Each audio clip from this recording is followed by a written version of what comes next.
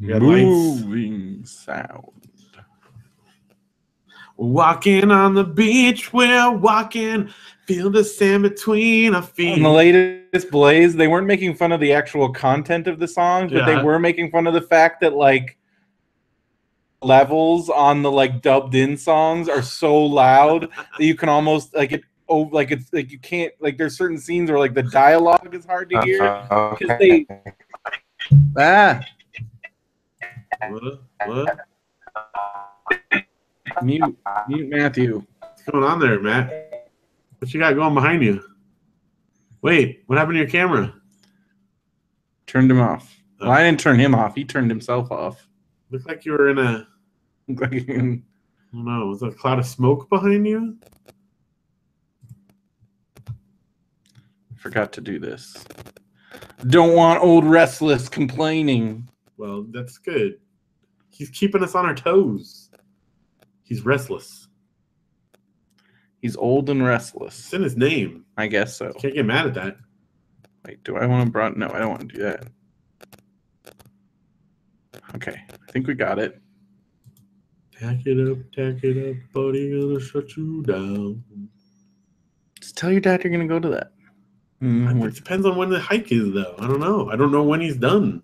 What if Brian Wilson's like, hey, there's a guy with a beard to come up here, play guitar with me. There's 8 billion people named in that with the initials P and V.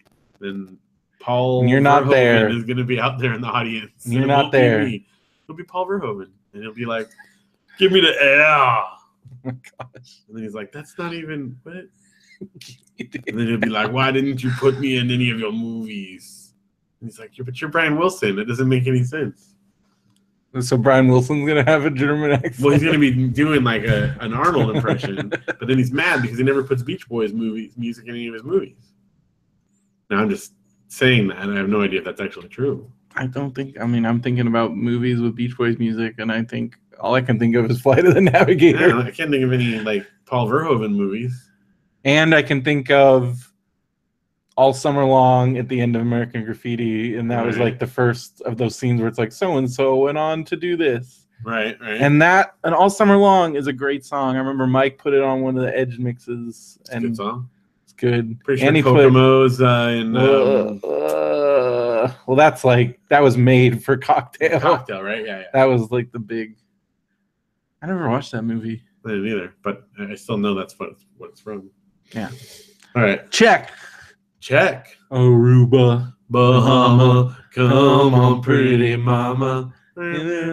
Antigua, baby, why don't we go? Okay, what are we doing? It's like the worst Beach Boys song. It's like Mike Love is Mike Loviest. And it was David Marks, Brett in the Ringer. How many people do you think like called up to travel agencies back then? Well, wasn't that whole thing in the Goldbergs when we found out that Kokomo wasn't a real place? Yeah, it was his like dream to go there. That's right. He's like, Kokomo isn't real. He's like, what? It's like when I was promised a tropical paradise. That's still one of the funny, like in Dogma and Jay and Silent Bob find out that Shermer, Illinois isn't real from John Hughes movies. It's tragic. Like, you know, but there is a Springfield though. There is, like and then if you go to where like John Hughes lived, like outside of Chicago, like he lived in that neighborhood, like the Home Alone, right? Like all, like it looks exactly. Well that's those, like those suburbs. Like I would, and then like I'm like, what is it really like to live there? Would it be like, I don't know, be weird? Those houses look so nice. Do your parents really abandon you there? Those houses look really nice. It's a long sound check. Yeah. Because I think, didn't the Home Alone house go up for sale? Check. Aruba, Bahama. Oh my God. No, save that. Oh, no, it's on the YouTube video. Okay, good. Saved forever. No. Oh, it was his humidifier. I was right. There was a cloud of smoke behind him. No, that's his new humidifier. Vaping back there. Yeah, you're vaping Vapo Rub. I'm vaping all right. Vapo Rug. Rug. Vapo Rug. Rub. I said rug. It's a new kind of rug. All right, we should start. It's a new kind of rug. Vapo Rug. You know, time run. Thank you. So many things to do. Now we're like singing everything because we were singing. sang songs. Sang people are gonna laugh. No, it's gonna be awesome, and they'll laugh. But for a good reason. They'll be laughing with us. Register your stopwatch. Can you do a survey on it? This is the stupidest stopwatch ever. Did you figure it out? I still don't know. I forgot how I did this. Just do like a temporary one again. Stupid. Integrated into Excel. I'm not real happy with the font of it. Can you change the font? What? It's so stupid. Hotkeys? I guess you can set it to like start and stop with a key. Yeah, it's awesome. What can you say? Open? That's what I'm saying. I don't understand. Where does change the freaking time? Set custom time, but don't mess it up. Then we do that, and it always resets. Don't mess it up. All right. All right. Ugh, gosh.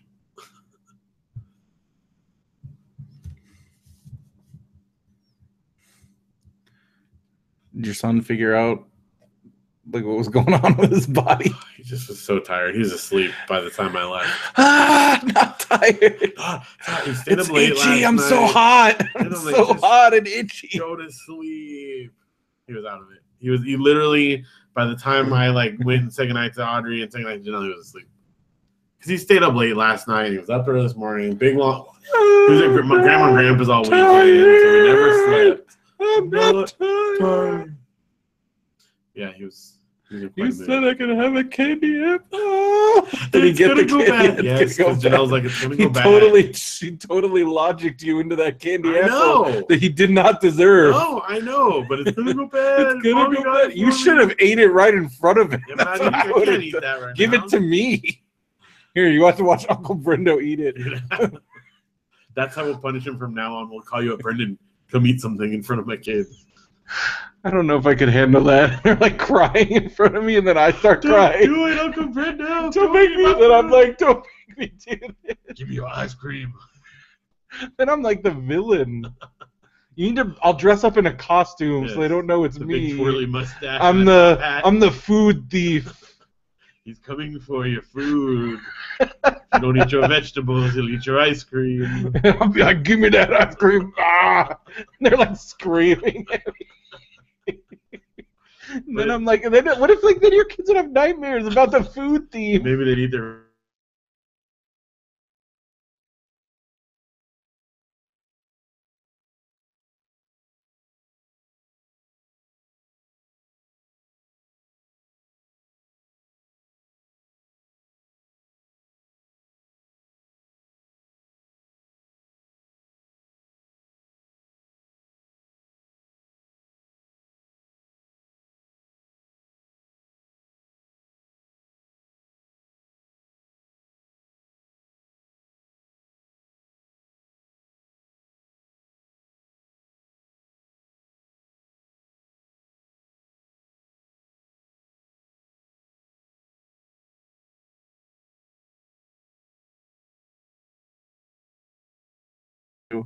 Food thief. Dude, we can market this. You can like hire out. Lots of parents have kids that won't eat vegetables. Just go around traumatizing children. Oh, I see you won't eat your vegetables, little boy. And then when they're old enough and they see me on the street, they're like, food thief. Get him. No, they're like, get him. You have to have a good costume. That's a really good costume, because otherwise, like, you're the food thief. I'm gonna murder you. You just take your glasses off like Superman. You'd be like bumbling around. Think about how, like, when I shaved and had contact, Luke and Audrey thought I was a stranger. So then I'm like, I'm the food thief. They did. They're like, no, that's not Uncle Brendo. I think you said Uncle Brendo was meeting us. We got people. Matt left, joined. Everybody's joined, left, joined. Everybody was joining the thing. Oh my gosh, we gotta go. We should record. Now I'm like all freaking. There we go. Everybody has stupid internet. That's why I couldn't live in. Is it because you live in a trailer? I don't know. Are you on Wi-Fi? Oh, you're using a hotspot. That's why. Why are you doing that? That's a bad idea for live streaming video. Your little face is like animated. That's high tech. Like those little spinny. How did you? Is that? Did you That's do that? Google. That's just Google. Wow. I want to do little thingies.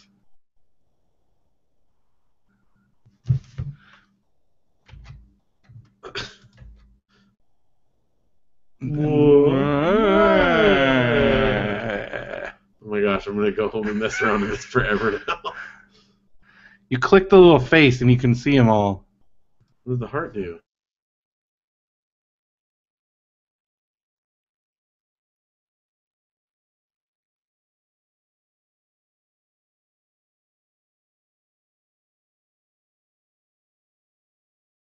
What about the sunglasses? Oh yeah, animated sunglasses guy. Yep. Boom. Okay, we're like shiny things. Look at that. It's a smiley. It's spun around. That's amazing. It's smiling at me. Look what they can do with technology now. Yeah, it's freaking amazing. Google makes self-driving cars, and you're like... And now they can make your punctuation animate on the screen. Wow. It's amazing. It is. We live in amazing times. All right. We truly live in the future.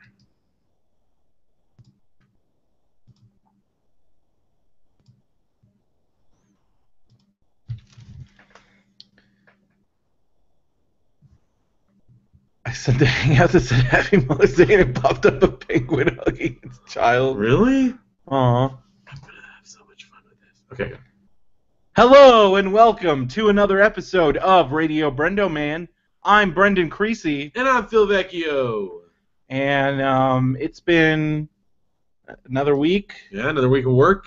Another week of work. It's been successful. Yeah. And work went well? Yeah.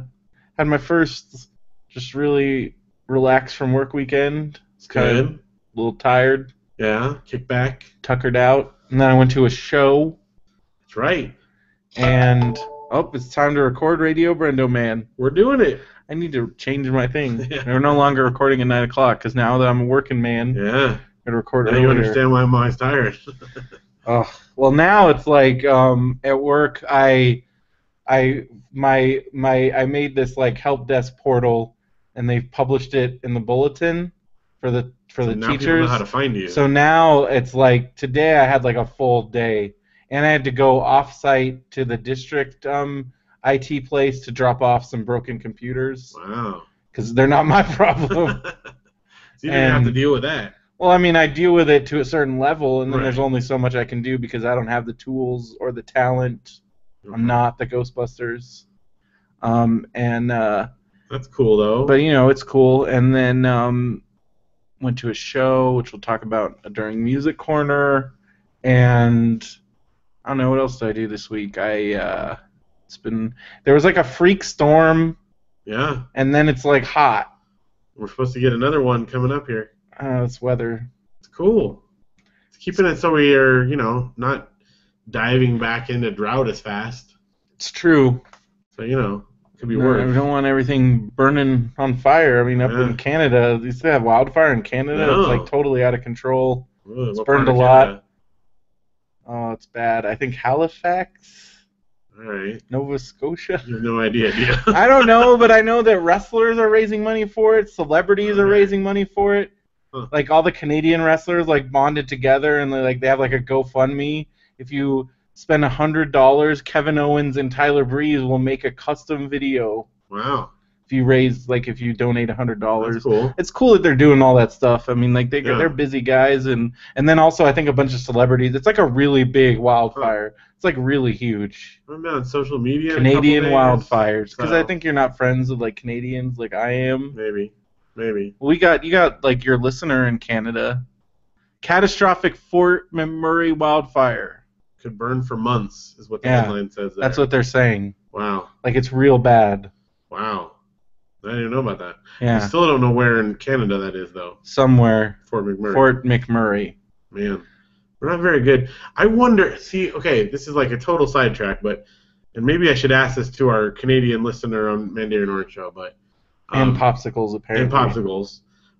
like I know like very, very little about the geography of, say, Canada, who's our next door neighbor. I mean, I could tell you, I could probably name. I know it's all got to be pretty cold up there because it's all north. Yeah, and I know I could name most of the provinces, if not all. The only ones I know are the ones that wrestlers are from. So how many states? Calgary, Alberta, Canada. That's where Bret Hart lives. Yeah. Winnipeg, something? Manitoba? Yeah, I think so. That's where Chris Jericho. This could be Alberta, too. No. I don't know. There's Alberta, Ontario, British Columbia. Montreal, Quebec. Quebec, yes. That's where Kevin Owens and Sami Zayn are from. Newfoundland, Nova Scotia, Prince Edward Island, Yukon, Northwest Territories. There might be another one up there that I'm missing. Prince Edward Island is that's Anna Green Gables town. That's Prince Edward Island, right? That's where my grandparents went. So you guys should do that. Well, we've looked at that. That's been on the radar. It's just not cheap to go. You could do the train thing like my grandma and grandpa did. But the question is, how well do Canadians know like Fort McMurray is in Alberta. Okay, there you go. That's where we went. We're not right there, but Anzac. When we visited, no, we were like much further south, I guess. It's like north of Saskatchewan. It's got to be so cold up here. But in the summer, it's not. Because like I hear, yeah, but I mean like in the winter, oh, yeah. Like holy cow. Like I read about all these like wrestlers like almost dying like because they'll like just like go off the roads in their vans and like it's like rough times and like the roads out there like just like middle of nowhere roads and ice roads and like ice road truckers and all that stuff. Oh look, I did miss one. Nunavut. I'm not sure. Is that? Well, within like our lifetime, they rearranged some of the northern territories. I think they like added some new things or something. So I guess like these ones down here, because you got Ottawa, I don't wanna go to bed. Oh, bad. Oh, and New Brunswick. I forgot New Brunswick also. What's PE? Oh, that's Prince Edward Island, Nova Scotia, Toronto, Ontario, Canada, Saskatchewan. British BC, Vancouver, BC, yep. Scan BC, eh? That's Kevin. One of the I don't know if you listen to Smodcast at all, but one of their ongoing features on Smodcast is they read the like it's called Scan BC, and it's like the crime log in British Columbia, and it's like the most mundane, like ridiculous things, like a horse was at inside the Tim Hortons, officers on scene. Matthew's mocking our like geography talk. But now I think we've named all the Canadian provinces, so we're good. We can move on from that. But when you think about like I mean I guess I experienced how cold it was there because if you look at like where like so Harbin, China up here. Yeah, no one can see that, but well like way up. Yeah, it's so like Harbin it's on the same level as like the Canadian like the Yukon. Yeah. So there's freaking cold. There's no wonder you were chilly. Maybe not Yukon, but the Canadian prairie. Northern parts of the southern parts. Freaking cold, man. Yeah. I guess you go ice fishing. You do? Have you ever been ice fishing? I have not. I went and I immediately was like, this is way cold and I don't like this and I'm gonna go. I've gone fishing where there's ice near, like up in the Sierras, but not like through a hole in the ice. Yeah, I went ice fishing with some friends, and I was like, I'm not into this. Because also it's like you drive onto the ice, and I'm like, I don't like this. Yeah. Also, I can count on like two hands the number of times I've actually gone fishing in my life. Because I used to go a lot when I had nothing else to do in the Midwest, and I got into it a little bit. I guess if there's nothing else to do, but like I'd rather just walk around and throw rocks in the water or something, because that's basically what you do anyway. Yeah. It's just sitting there. You might catch a fish. But you might. Then you have to like deal with it. Deal with the fish. I don't want to deal with that. That's I guess nasty. I've done it. I never caught a fish in Wisconsin because my mom's like, you should go catch a fish and bring it home. I'm like, then what are we gonna do with it? Like, are you gonna clean it? And she's like, sure. And then I never actually caught one. You never got to see if she'd actually do it. I was trying to catch one because like there was a lot of fish where I lived in Stoughton, but like I just sucked at fishing.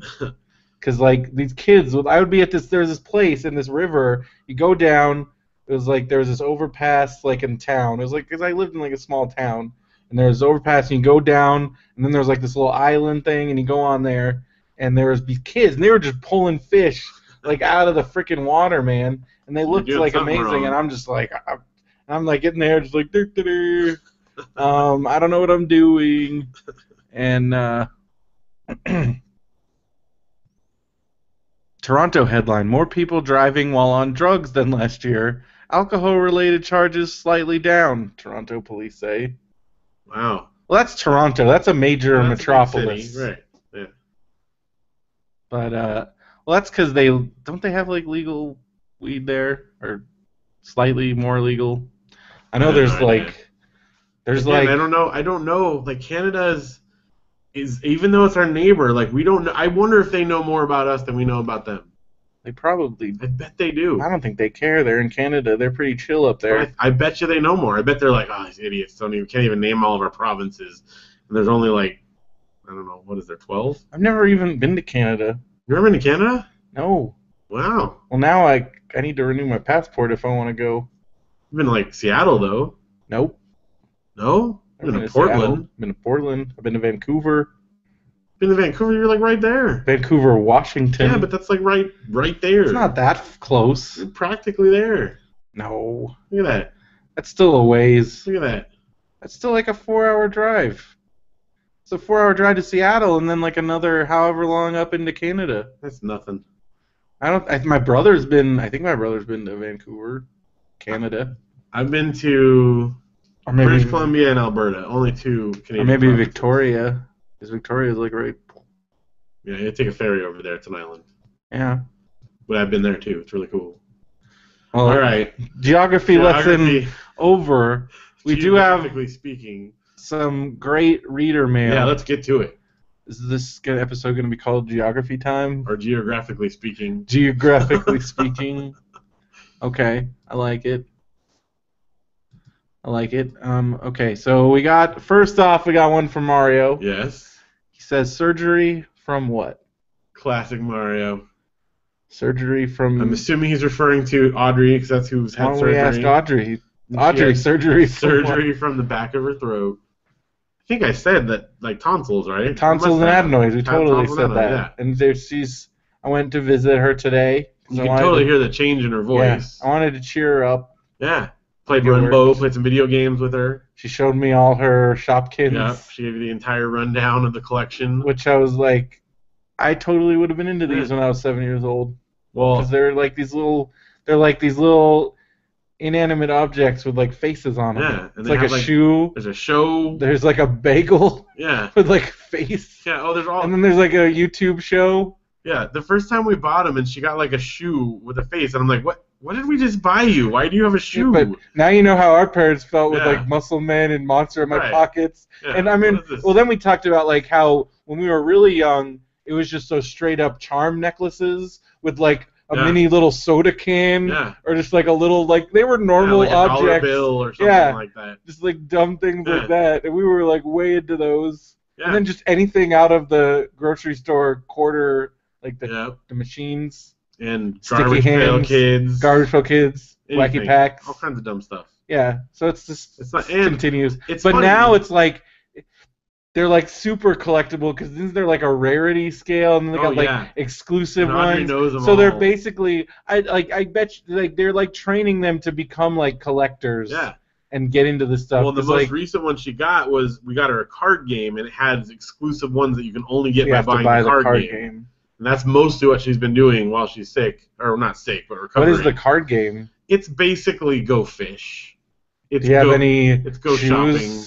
Do you have any shoes? Well, they all have their names, so it's like, do you have Sneaky Sally? What was the dog? There was like a dog one that was like some silly name. And there was like the French bread guy, and it was like really stereotypical. He's like, oui, absolute, sacre bleu. Yeah. I mean, it's not like a very deep storyline or anything, but they're into it, so. It made me laugh. So like the French bread showed up, and he's like, sacre bleu. Well, and I the was whole joke was the dog was like getting the stick, and he's like a bread stick, and that was like the entire punchline of the show. Oh, bread stick. And that's when I said, we need to make a spec. Yeah. Spec Shopkins. Dude, I'm pretty sure I've written like 50 of them like in my brain right now. They're all like going to the store to buy shellfish. And they're like, oh, that's shellfish. You're being very shellfish. That's it. I got a lot of them. Yeah, I am. That's it. I wanted the shellfish. I am a clam. Of course I am. That's it. And then they all look in the camera and wink, and it's over. Because they're only like 2 minutes long or 3 minutes long. But we saw they have like 10 million views. Yeah, so they're onto something. And they're selling these Shopkins like crazy. Because I remember at all the booths at WonderCon that had Shopkins, it was like I mean, not quite Funko levels of insanity, but it was like pretty crazy. Well, see, as from a parent's perspective, they're like $2, I think. So like, if you want to buy a cheap prize and they're stoked, and it's not because it's not like those like really expensive like things. Yeah, it's better than them like asking for like a Barbie dream house every time you go. Like, every once in a while a $2 prize, I can get behind that.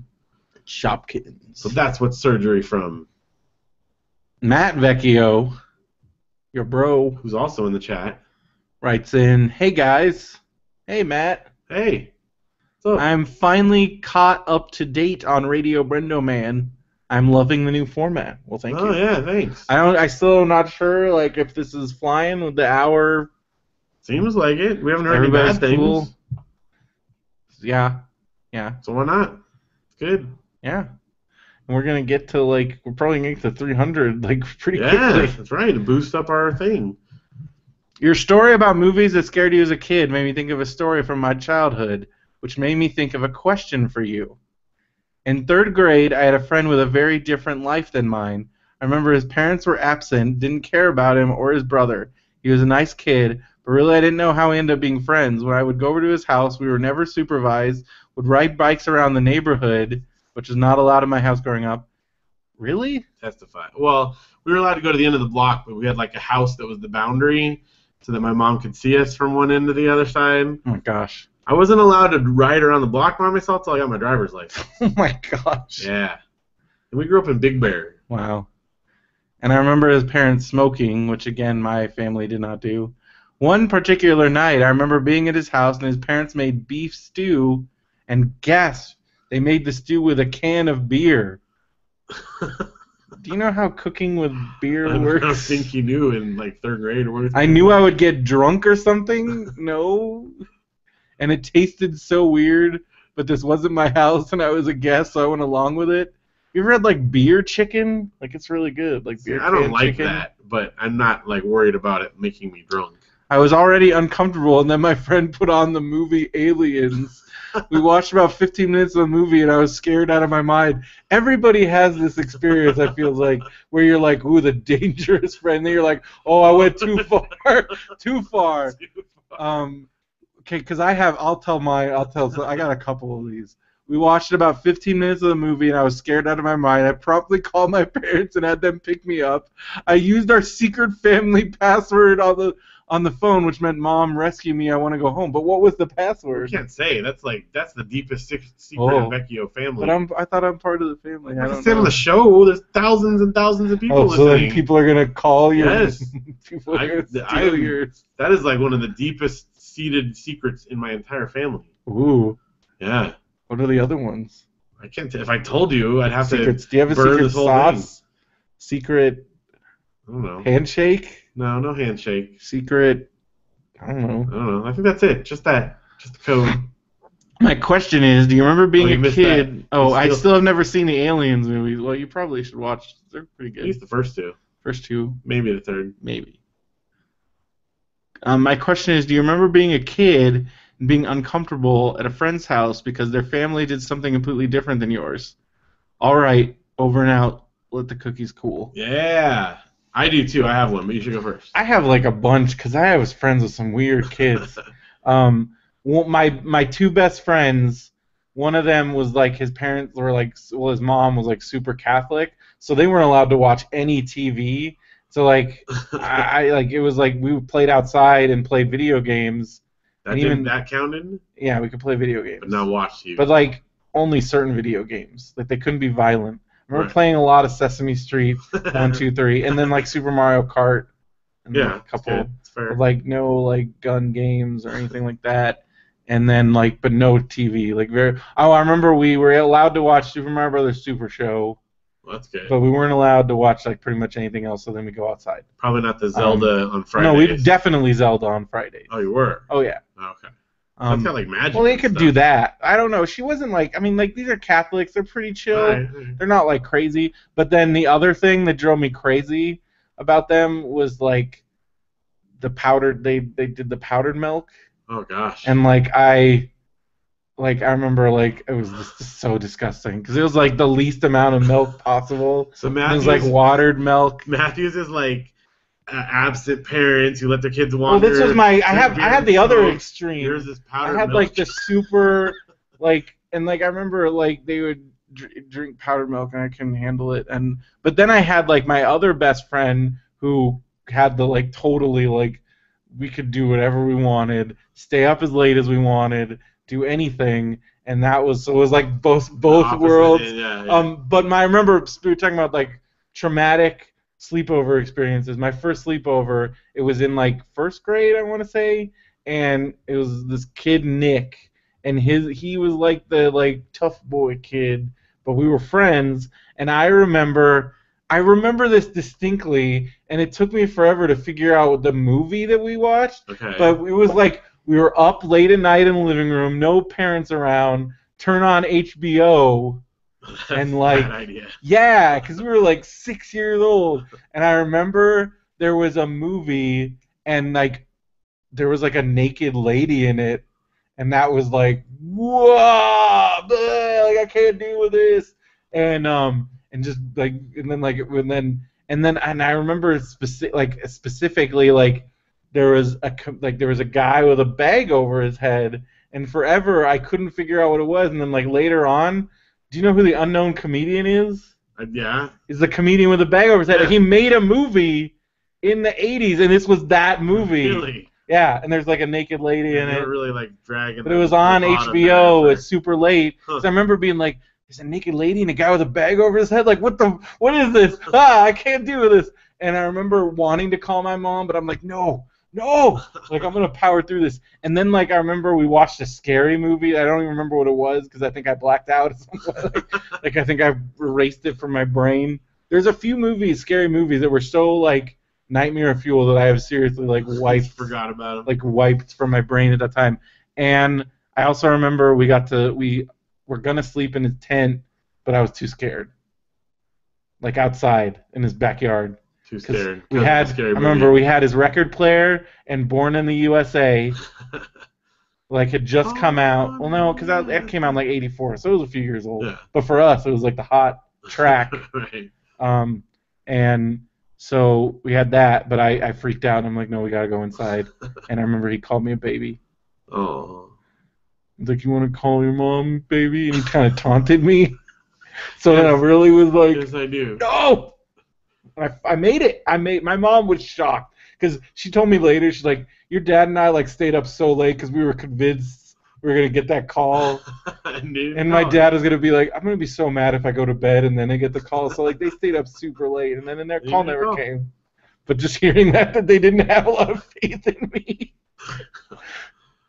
Okay, I have 3 brief things.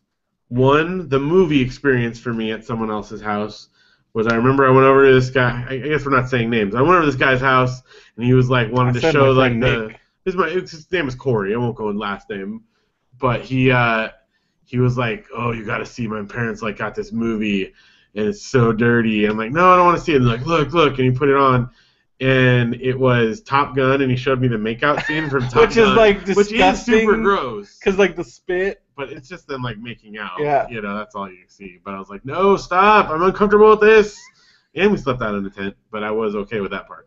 Okay, so then food-wise, I had not one but 2 friends who were very, very, very into, like, mega health food, like tofu burgers and stuff. And I remember the first time I went over to one of my friends' houses, they're like, we're having hot dogs in it. I'm like, great. And then I bit into it. I'm like, there's something wrong with my hot dog. And they're like, no, that's how it is. It's a tofu dog. And I'm like, I'm sorry, I can't eat this. And then I had another friend, and they always had health food, and I was the, like, stinker that was like, I can't eat this. Can I have something normal? But it was like, because, you know, I'm fine with, like, a vegetable, but if it's something that's molded in the shape of something that it's not, I'm just out. Can't do it. And then finally, the thing that I was super uncomfortable with is this one guy. We were friends. We hung out, like went riding bikes and stuff together. And he really wanted me to come over to his house. And I went over to his house only one time ever, and his family was like mega hoarders. And at the time, I wouldn't even known the word to call that. You know, it was like all gross. But it was like mega hoarded, and his mom was like wasted, smoking, like drunk in the back corner, and like we had to play quiet, and like it was really weird, and there's stuff falling all over the place. I guess I lived in a world of like a lot of latchkey kids, because I remember there were a couple people whose parents were around, but not very many. And I remember we just wouldn't go to those houses. Yeah, well, I didn't go back to that one, I can tell you. So we were still friends after that, but, you know, we just went back to, like, riding bikes and stuff. Because my friend Tim with the Catholic mom, like, she was a librarian, but she got home. But then she wasn't really around, because then she would go volunteer at church stuff, but his grandma was there. And his grandma, she's like, she was, like, really nice, but she's like, my daughter would kill me if I let you watch his stuff, but like, so she reluctantly upheld the rule, and you know what? I respect her for that. Yeah, because playing outside, and they had a pool, so most of the year, like, we weren't complaining too much, but my mom would send it, like, we were like, that's where we went after school, when like a lot of times, but so like I missed out on some like afternoon television sometimes. It's all right. It's all on DVD or. I remember one time I convinced them to watch The Simpsons, and then the mom got home. Ooh, I wasn't allowed in that house for like a week. Well, early Simpsons, like my family all watched together, and then at some point, like something offensive happened, and then we're done. It wasn't like a family watch thing anymore. Yeah. All right. We have a first. Yeah, this is a very special. Very exciting. We have an actual listener mail. Yes, from the mailbox. Yeah. Got this in the mail. Very excited. So I'm going to read this one. This is from Mark Bolton, and I'm reading from a piece of paper. Listen. That's like real. Yeah. All right. It says, "Hey, Brendomaniacs.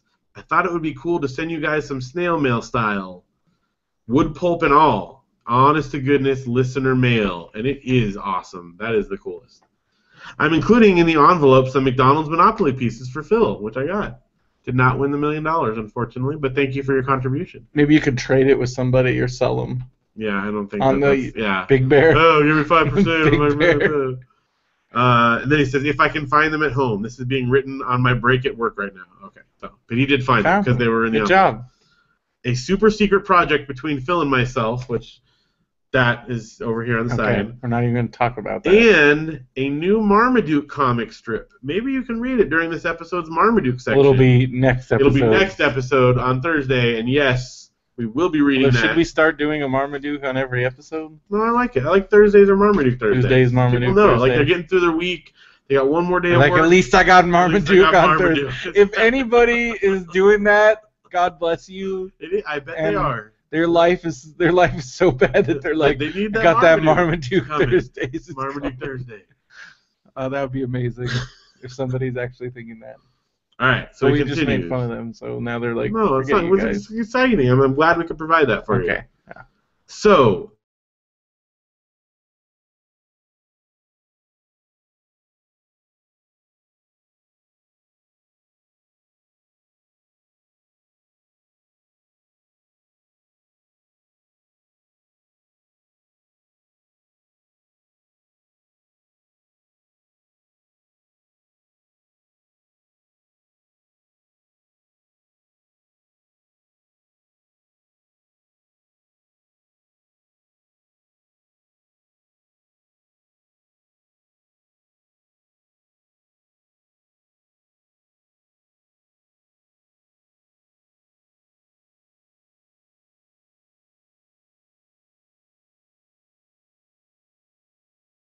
Perfect blend of like funny, weird, and like it captured the Pee-wee spirit. Yeah, it was totally Pee-wee. And I loved, like, you know, because you had, I mean, like, I was exactly what I was hoping it would be, because you had like Apatow, you had Paul Rust, and then you had, I forgot his name, but the guy, the Wonder Chosen guy was a director.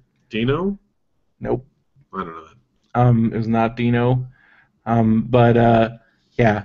And then so it even like it's like my favorite scenes that felt very like Wonder Chosen were the party dream sequences that were in Spanish. Yeah. Like, but also like not out of line with like the but yeah, totally. like, you know, oh, totally. like but they were like clowns and awesome. I loved it. I loved the snake farm and just like Yeah. that was like there were one some bad great joke ones in after there. the other, and then That was the kid's favorite and part. then the ongoing like his like scream Water like moccasins. and then I also love the cameos from people from Pee-wee's Big Adventure. Yeah, like 'Cause there were- Simone. was Simone, and then the magic shop guy. Yeah, He was a traveling salesman.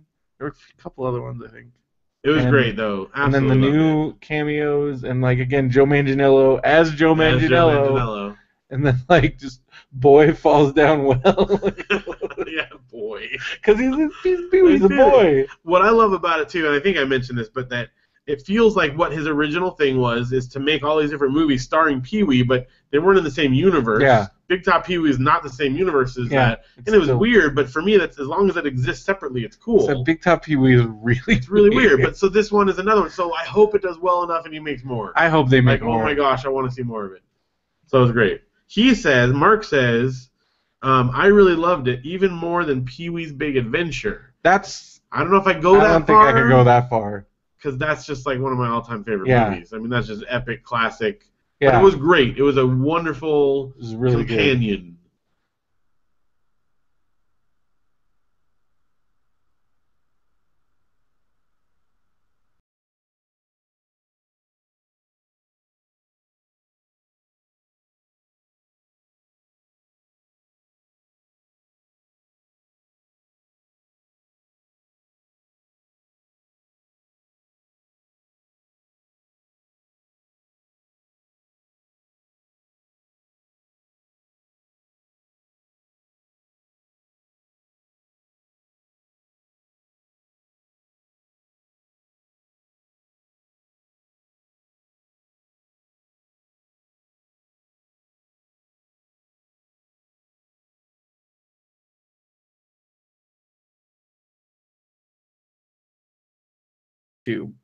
All right. Later, Matt.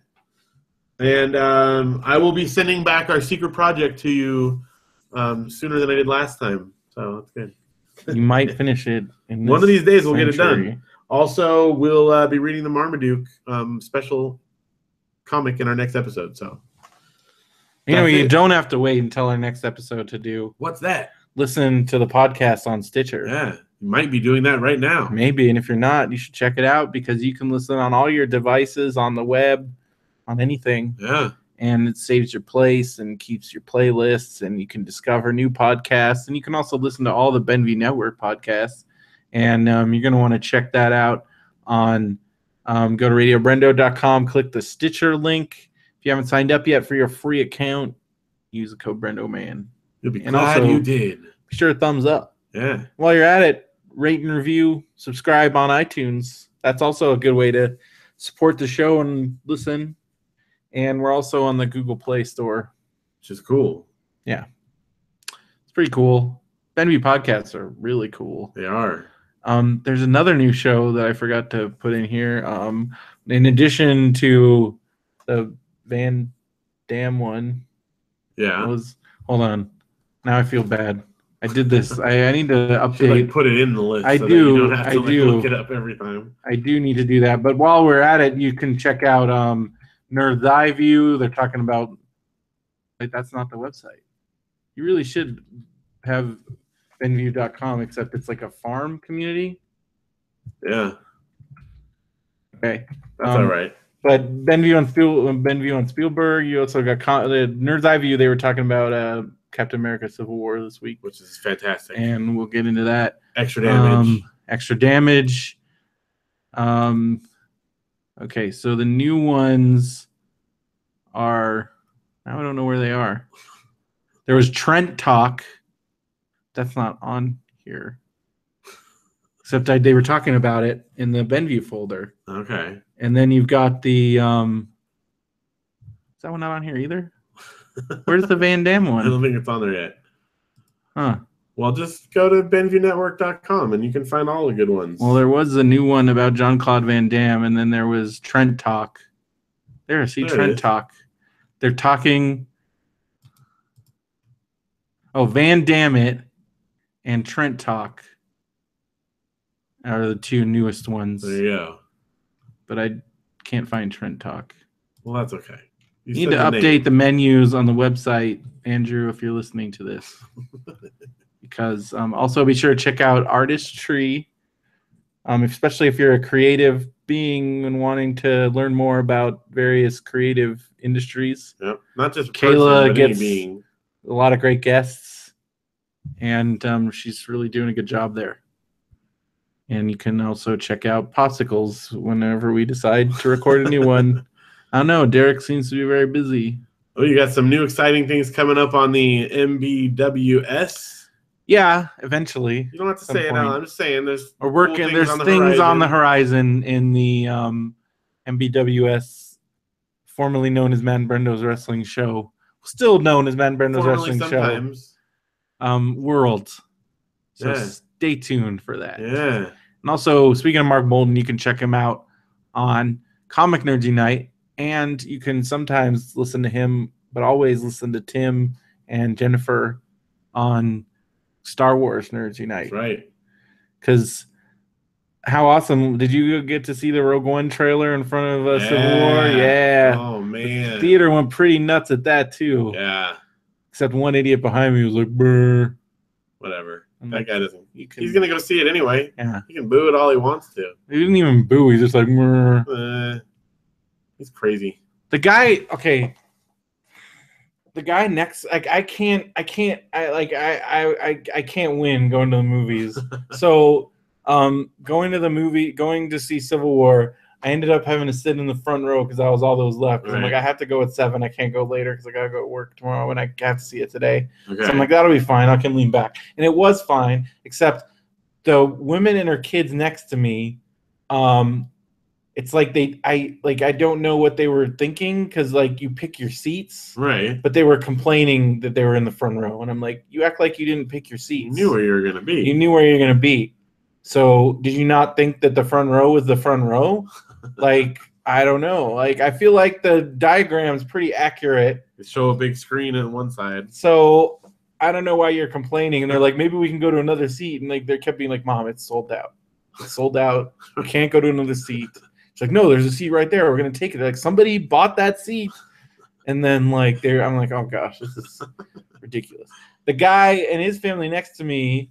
So and then also she clearly just wasn't interested in the movie because, like, well, at least in the beginning, she had her phone and she was like watching cat videos. Oh my god! On YouTube. I'm not even joking. That's not humanly possible. I'm like, if the movie starts and this is still going, like I have, but like during the trailers. She's like sitting there watching like videos on her phone. I'm like, I hate you so much. Why would you pay money to go to a theater and watch a video on your phone? She wanted to take her kids. I don't know. Yes, but still. But that was really annoying. But luckily that got shut down. And then one time she pulled her phone out during the movie and her own kid was like, Mom. So I'm like, she has like some good kids. Good kids. That's good. Because she's like, they're like, Mom, you can't do that. And I was like, yes.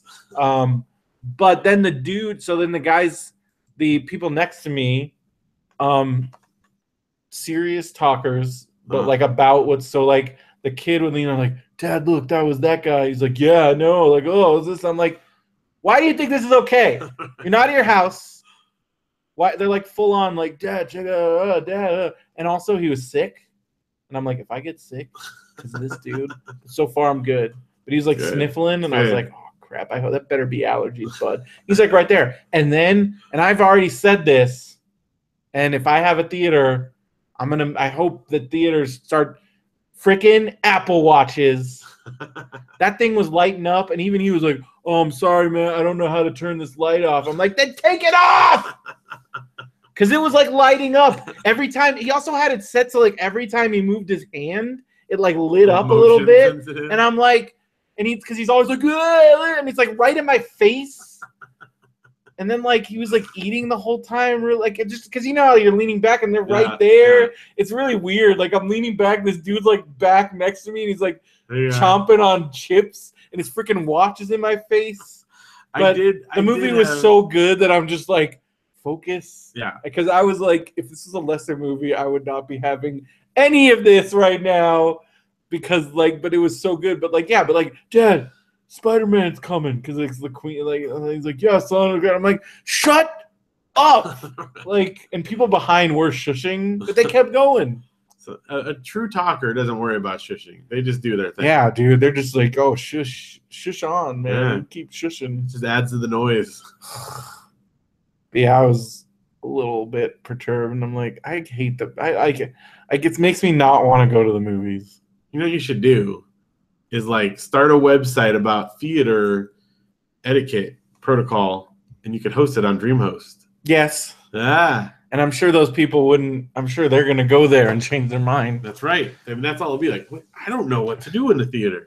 No one Stop talking at the movies.com and take off your freaking Apple Watch.com and .org and don't sniffle in my face. Right. And like when you're leaning back with somebody, there's got to be some protocol there. Hey guy, what you doing? It is weird, like leaning back with strangers. I don't mind. I'll lean back wherever. But like I'm look over, and he's like right there, and then oh, that was what I was talking about during the Rogue One trailer. He stuck his thumbs up like this and kept him there. Why? Like, because he's giving it 2 thumbs up, and I'm like, I'm right so far back that's all I can see are his freaking thumbs in front of the trailer. So I'm like, dude. But why? I don't understand. He's like, thumbs up. I'm so excited. And he just kept him out there. And I'm like, you're a freaking tool. And I hope your children are embarrassed of you. And also, your thumbs are in my face.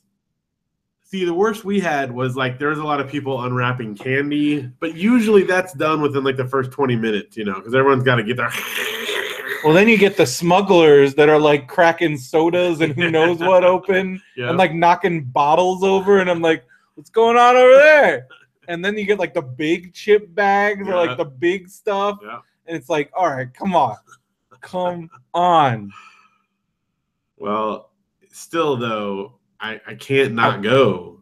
Well, of course. For Marvel, I'm there, but it's almost begrudgingly because I'm like, I'm gonna have to put up with some bull crap. I still love the movies. I want to love the movies because it's like this is like movies basically like raised me, like, and I love it, but also like hashtag Happy Mother's Day. People have ruined the experience, and I feel like it's only getting worse, and there's so many different reasons, but like, I mean, I have a whole little stand-up thing where I'm just like, you know what? If you want to talk, that's fine. But if I had a movie theater, you can talk all you want, but you're going to go in the pit. It's a special screen. It's called the pit. I'm going to leave the freaking lights on. You can text and do whatever you want. And you know what? You can eat all the popcorn you want because it's being a freaking trough right in front. Popcorn and soda because you can like the freaking animal that you are. Go to the freaking because that's what you deserve. Leave the lights on. You freaking animals. They just want a room to text. Just want a room to text and talk and be obnoxious in. Go for it. But get the frick out of my face. You don't have to play a movie. Just charge him to go sit in a room. Like so, I would be like one warning, and then you just grab you get one of those. So it'd be like I would have guys. Those like you get one and no, dude, it would be like that full on like that like animal control like the collar thing. Just grab them up and it's like time to go to the pit. You can either leave or if you want to keep watching a movie, go to the pit because there's always movie playing. You don't get to pick one movie. It'll probably be like a Kevin James movie. Or Neighbors, Grown Ups 2. All right, there you go. That's good. All the time. That's all you show. And you get a trough of popcorn and soda. You go to town. You all have to drink out of a communal soda and popcorn. Because you're an animal. That's right. And if you want to act like an animal, I will treat you like an animal. Another option, if people want to like talk, go to a drive-in. And you roll up your windows and talk in your car. Yeah. Although still you got people outside like talking it up. But at least there's an opportunity to there, you know. Yeah. That's a good place to bring kids that you think might chat. There's also an opportunity to save lots of money. There is. By having Amazon Prime. Yeah. And you can go to RadioBrendo.com, click that Amazon Prime free trial, get yourself a 30-day free trial, and find out just how much money it will save you and time by getting stuff faster. Get lots of deals. 20% off all pre-order video games. Yeah. You get that monstrous Amazon library, which will save you from going into the movies with these monsters. Watch a movie on Amazon. Watch a movie or TV show or one of their own exclusive content. Right. Great things. Gordimer Gibbons. Life on Heistin. That like castle, Man in the High Castle. Here, that's good. That one that won all the Emmys, the Mozart one. Mozart in the Jungle? Yeah. Yeah. What is that about? I don't know. Should I watch? I think I should watch it and find out. Yes. Mozart. Won something. And he's in the jungle. Like jungles. Won a bunch of awards. Rainforest. You know what else? in the rainforest? It's award-winning is Amazon is just award-winning. Yeah, it is. And you can buy lots of awesome stuff. You can buy awards. You can. Probably buy anything. You can buy a toilet. People bought a lot of stuff on Amazon today, and you too can buy stuff and help us out. Go to RadioBrendo.com, click the Amazon link, and then do your normal shopping, whether you have Prime or not. You know, you still get those great Amazon deals, and you super saver shipping if you're still doing that. Yeah. And it helps us out. And lots of people buying stuff. This week we got a Want Do men's casual slim jacket and outcoat. Is that a right outcoat? Guess. I don't know. Outcoat? Does that mean you're going out? Yeah. You don't want to wear that in the house. It's not an in coat? No, you can't wear this. This is not an indoor coat. I want to check out this coat. See how stylish. It's pretty stylish. Cool coat. I'd wear that. It's an affordable coat. I don't know if I'd fit that. They have an extra large, so I'm not there yet. I'm approaching. Look at that's a pretty nice little coat there. I could see you rocking something like that. It's definitely something I would have worn back in my college days. You got all kinds of colors. All right. And styles. It's a pretty good coat. Good coat. Good job. Good job buying that. Now Foods balsam fir needle oil. I did not know that was a thing. I didn't either. Like now they're just like fir needle oil. No idea. Balsam fir needle. Let's see what kind of goofiness. You got a good review for aromatherapy use. Okay. Dilute with a carrier oil such as jojoba, grapeseed, olive. All right. So it's an odor, a flavor for your thing. It's one of those things that I will not get into. What else? The Fade Out, Volume 1. What's this? A graphic novel? It appears to be from Ed Brubaker. Yeah. Oh, okay. He's a big. So this is their newest hit series. Is an epic noir set in the world of noir itself. Ooh, this sounds awesome. Cool. The backlots and bars of Hollywood at the end of its golden era. A movie stuck in endless reshoots. A writer damaged from the war and lost in the bottle. A dead movie star and the lookalike hired to replace her. Nothing is what it seems in the place where only lies are true. The Fade Out is Brubaker and Phillips' most ambitious project yet. Sounds good. Sounds really good. I'll read that. Yeah. There's 3 volumes. That's cool. Ooh. Good job on that. Yeah. Sounds cool. All right. Sounds real cool. All right. We got Death Wish whole bean. Oh, another coffee. Coffee. Buying that Death Wish coffee. Must be World's good. strongest coffee. Must be. We got Green Foods True Vitality Plant Protein Shake. Vanilla flavor. We got Meridian Point Wall Clock with Hidden Safe. Whoa. Dude, that looks... I'm all about those. So it's like a little normal looking clock, and then you pop it open. Keep your valuables. That's cool. Inside 2 shelves, battery-operated clock. That should be in an escape room right there. Yeah, dude, that's like a little. Maybe your brother bought it. Maybe he did for escape room purposes. That would be a little bonus. Spoiler alert! People who listen to the show have an advantage there if we spoiled it there. If that's what that. That's what it is, I have no idea. Hide money, secret compartment, battery operated. What you don't know is that we have clocks all over our house. That's where all our valuables are. All right. We also have a Samsung Electronics wireless monochrome printer. Cool. Print stuff out. Got Best UV flashlight Pet Detective. Is this like Ultraviolet brand? Reveals hidden dog and cat urine strains. Oh stains. gosh. Not just dog and cat urine stains. I'm sure, like if it's like I'm sure there's plenty of things, but yeah, it really is Pet Detective. yeah. Wow. Columbia Men's Silver Ridge Cargo Pant, gravel. So the color? I think that's the color. Must be a color. Master Lock, 1500 ID speed dial combination lock. Ooh. And a vertical resettable world combo lock. So some locks. Nice. People got some valuables.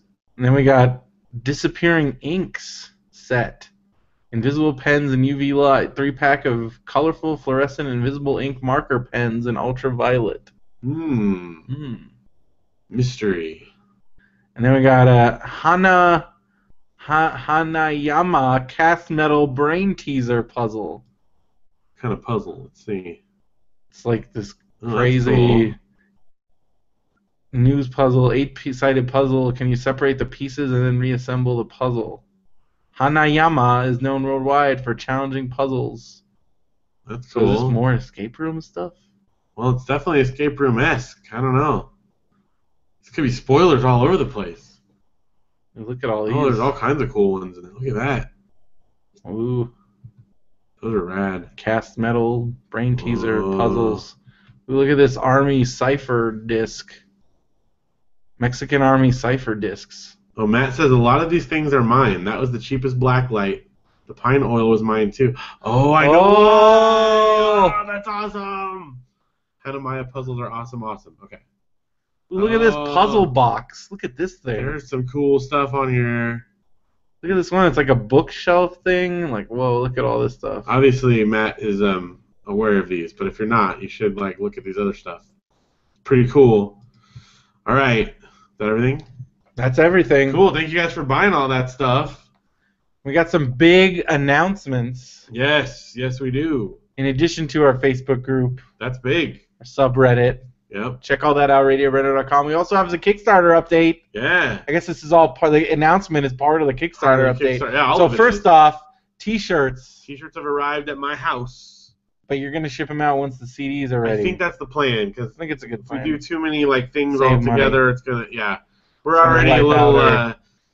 Let's just say this: if any of you guys feel like, oh, that Phil and Brendo are getting rich off of this, don't worry. Not happening. We're gonna be lucky to cruise in without losing too much on this deal.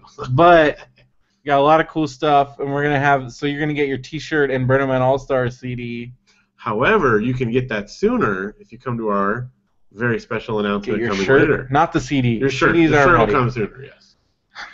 I'm just excited that the BrendoMan All-Stars are gonna have more tracks on Spotify, so that'll beef up our artist page. Yep. And speaking of BrendoMan All-Stars, we do have a date for our live show at Mountain Room Escapes in Big Bear.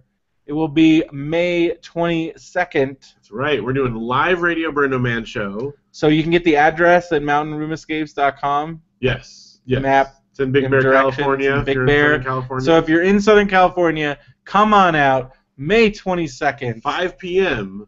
is when everything starts. So it all starts at 5? It all I thought starts the at live 5. Radio BrendoMan starts at 5. No, the first. So it's at the Room Escape. First up is the Room Escape. When am I going to get home? I got to work the next day. Get home by like 9.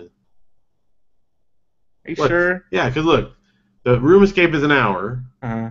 Then Radio BrendoMan is an hour. Okay. And then we got an hour for music and other incidentals and stuff, transition time. All right. That's a lot. And then you're done at 8. Sunday, I thought we were going to be down at done. 9. We have to give them the whole day.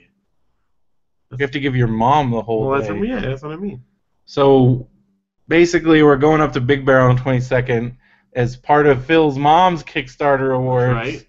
She has to give us the tour of her town. I don't know what she's got planned, but she's like real excited about it. So who knows what she would make us do? Can we go to? I just found out that you guys have a zoo with like bears. There is a zoo with bears. It's like Bear Week. I was Well, just reading about it. Will it be Bear Week then? No. No. It's like ending.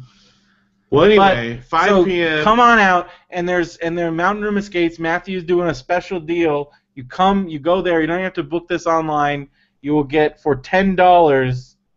Normally it's $35, but for $10 you can do the Mountain Room Escape with us. So not only do you get to do the Mountain Room Escape, you also get the live show of Radio BrendoMan and live BrendoMan All-Stars sets. If they don't want to do the Mountain Room Escape, is it still $10 to go to the Radio BrendoMan show? Whole thing is $10. Okay. Whole event for the night. All right. Because that's part of it. They gotta like help. Because we're gonna do briefly. We're gonna get some feedback on the thing to help the Mountain Room Escapes. Okay. Who we've partnered with there. Yeah. Also, it starts at 5, but you're gonna want to get there at least 15 to 20 minutes ahead of time to that's when the room escape starts. So at 5 o'clock. So you get there. Be like 4:40 at the latest. And Mountain Room Escapes in Big Bear, California. Go to mountainroomescapes.com and come hang out with us. It's gonna be great. At the Room Escape and at the live Radio BrendoMan, and as part of Phil's crazy stretch goal they did not tell me about until it was already up there. Yeah, but people wanted it. Well, you're going to get it. You can either be there for the live performance, but we are going to be filming it for the rest of you Kickstarter backers. And it'll go on YouTube. We're doing a live Radio BrendoMan set, which BrendoMan All-Stars. Live BrendoMan All-Stars. We're going to be doing an acoustic set. Yes, a short set. We only promised one song, but we're over-delivering here. We have 2 songs.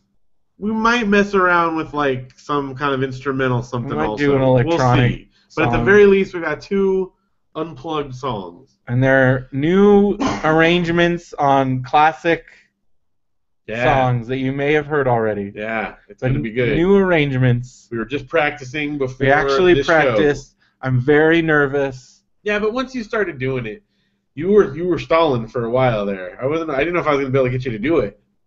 But then you did. And then we did. It's good. I think it's really good. We haven't played, we haven't performed live. I mean, we've done our recording stuff. We've recorded a lot of music.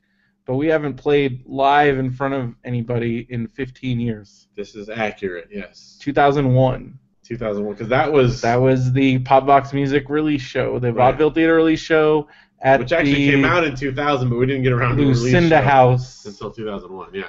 We did the release show then because it was the original release show was going to be freaking Springfest. Yeah. And that all because not only that fall apart, but then the CDs took forever because of that whole mess. But we were still going to do this cool thing, and then that whole thing. There's a bunch of things. It was like a domino effect. But anyway, that was a rough time because dealing with the Springfest and all the vaudeville theater drama and man, it came out good, but it was quite an interesting. I remember being very stressed out that spring break. Yeah. Because we were driving all over the place, and also well, and remember, we didn't even get it then. We wound up not getting it till after the summer. But that was when we were dealing with all that stuff. But that's when we were supposed to. And I remember we stopped because I remember this is so stupid. We stopped at a mall because I don't know why. I think we were just stressed out, so we needed to de-stress, go to a mall. And I remember I bought a Katie Holmes poster. I remember that. But I also remember we got Orange Julius. Well, of course. And because we were stressed, because it was out by where we were going. Yeah. It's a good stress reliever. Yeah. Orange Julius and a Katie Holmes poster. I was very into Katie Holmes. It was from season 2 of Dawson's Creek. And all right, so be there May 22nd. But if you can't be there May 22nd, and you're still what's up with this Mountain Room Escapes? I might be going to Big Bear for a vacation or just in the area. Just a weekend trip. You can go to mountainroomescapes.com, and they're going to be open at the end of the month, I think. Yeah, our show is like a preview show. They're not officially open for another week. But you can book your reservations now at mountainroomescapes.com, and if you use the code Radio BrendoMan, you will get $5 off. Now, this has nothing. This is separate from the May 22nd. Separate, totally. You're already getting a good deal on 22nd. This is just our partnership with them. Our partnership with mountainroomescapes.com. You can use the code Radio BrendoMan for $5 off each ticket. Each ticket. So you get a $30. You pay $30 instead of $35 a ticket, and that's a good value for a room escape. Plus, you get a special exclusive gift at the game. That's right. Courtesy of Radio BrendoMan. Tell them Radio BrendoMan sent you. Yes. So and the code will tell them. Yeah. Computerly. But mountainroomescapes.com up in lovely Big Bear, California. Yep. It's going to be awesome. May 22nd live show. But after that, use that code. Go on up. Great. Tell them we sent you. and it's very exciting. You know what else is exciting? Yeah, Comic-Con Palm Springs is exciting. it is. It's August 26th through the 28th. Podcastadvocates.com. We're going to be presenting a bunch of panels. All kinds of stuff. We got about panels about podcasting, about podcasters. We got live podcast. A+B is Live playing. show. That's Josh Anderson and Rachel Anderson, formerly Blair. So that's where you get the A+B. Is that right? Yeah, because Anderson plus Blair. But also like a video game controller. It's deep. Yeah, it's real big. Yeah. And they do songs about video games. They do awesome covers. And you've heard Josh on this show, or if you listen to Extra Damage, he's a fun dude. Extremely, probably one of the most talented guitar players you'll ever encounter. Yep. I mean, to be quite honest, like he's a phenomenal. And Rachel is a set. phenomenal musician. They're two phenomenal musicians, blowing your brains out, and audibly, of course. Audibly, yes. And they're not threatening you. they're not like they don't shoot you. Josh or might anything. threaten you. I don't Josh know. might if you like. I don't know. If he wants to. Say something mean about cats. Yeah, don't do that. Definitely don't do that. I still don't want the full report on this cat ban. Yeah, we never really heard about that. I I forgot. think maybe at the live radio BrendoMan, Yeah. we'll have to wait. He's not going to be there. I don't know. Well, maybe at Comic-Con Palm Springs, Yeah, we'll we have to can ask interview about that. Josh about this live cat ban that he saw instead of going to I noticed WonderCon. there was a lack of like pictures on social media about it. Maybe he was. Maybe he's ashamed. Maybe he was disappointed. Maybe it didn't live up to his expectations. Maybe he has buyer's remorse of the live cat ban. I don't know. I feel like we're insulting him now. Well, no, I just am wondering how it went. That's all. He's not personally responsible for how it went. But I do know. You can get your tickets to Comic-Con Palm Springs so you can ask him in person because they're going to be doing a live Extra Damage and a show. ComicConPalmSprings.com.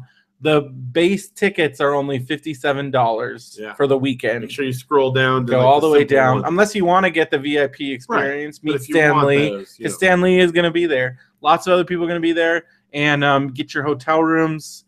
You can stay at the Renaissance right there at the convention center, or you can go to the many nearby cheap options like $50 a night.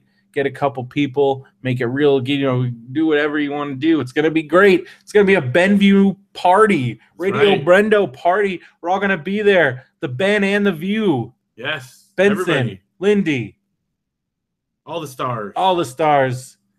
The Mandarin Orange Show will be represented. We got Lizzie and Kat are gonna be there. Another live Radio BrendoMan show. Another live Radio BrendoMan. Can we do a BrendoMan All Stars song while we're there? I don't know. We'll see.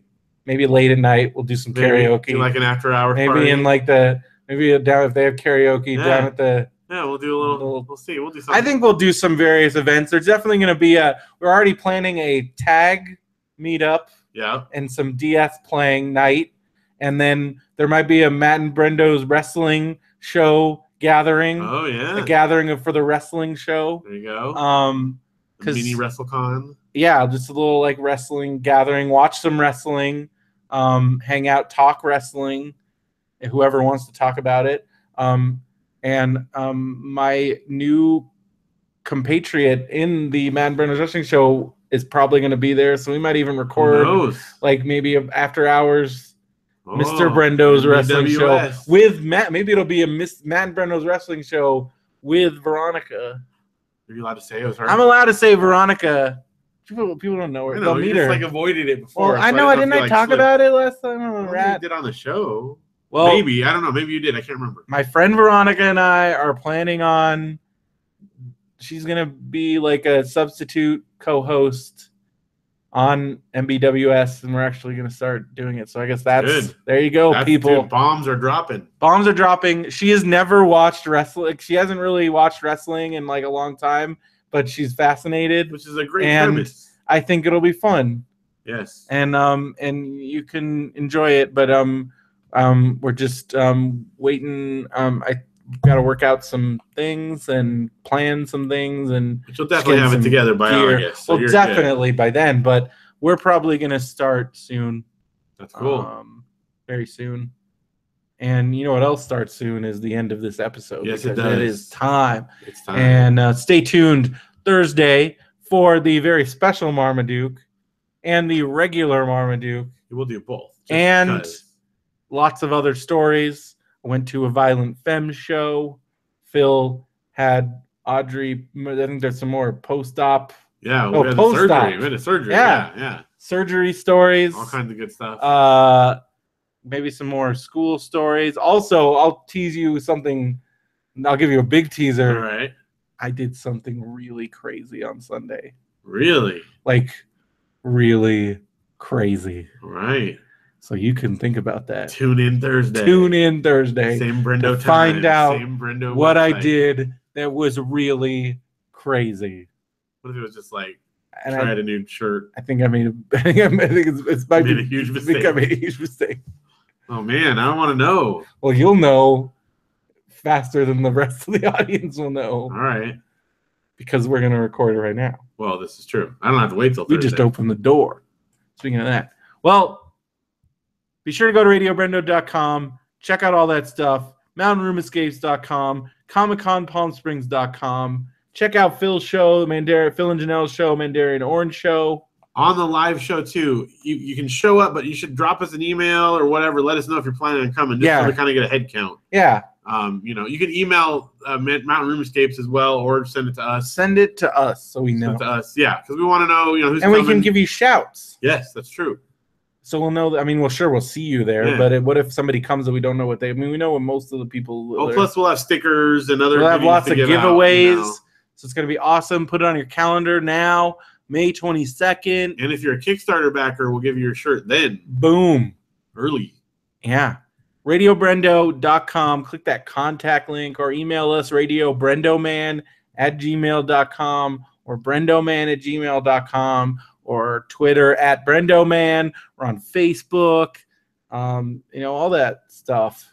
All the good stuff. Facebook.com/RadioBrendoMan. Or if you want to add me on Facebook, I'm Facebook.com/BrendoMan. I don't even know what my regular one is. Did you make one? I don't know. I made one. Maybe. I probably did at some point. It's probably like Phil Pop Box or Phil or I don't know. PJV. Phil Rocks. Phil is the awesomest. That probably was already taken. Yeah, that was already taken. And here's Josh. Josh, we were just talking about you. Your ears burning. His ears are burning. But now we are wrapping up this episode. Just real quick, Josh, I have to do this. Okay. Josh, you never told us, how was that cat band? Yeah, what's up? What's up with the cats? Was it worth it?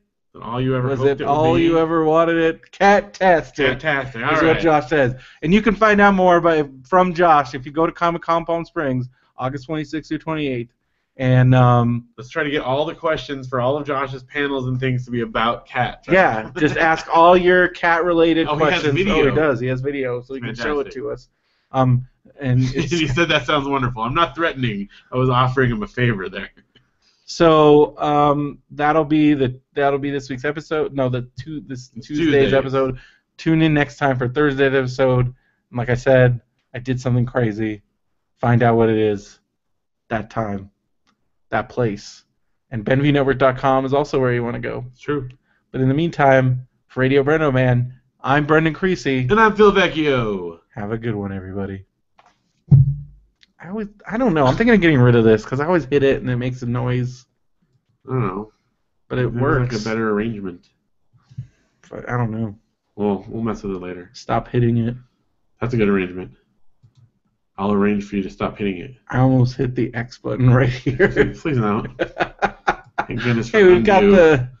There is undo, and we also got the... Save projects. You're making me worried. I'm like hovering. Delete.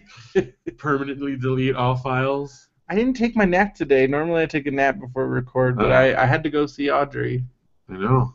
Well, we'll have to do a 40-minute second episode. No, it's fine. It's totally fine. Oh, it's already 10 o'clock. Oh. Go fast. I thought we were going to be like almost done by now. We did have a band practice, so that's pretty good. We did practice of the band. Yeah.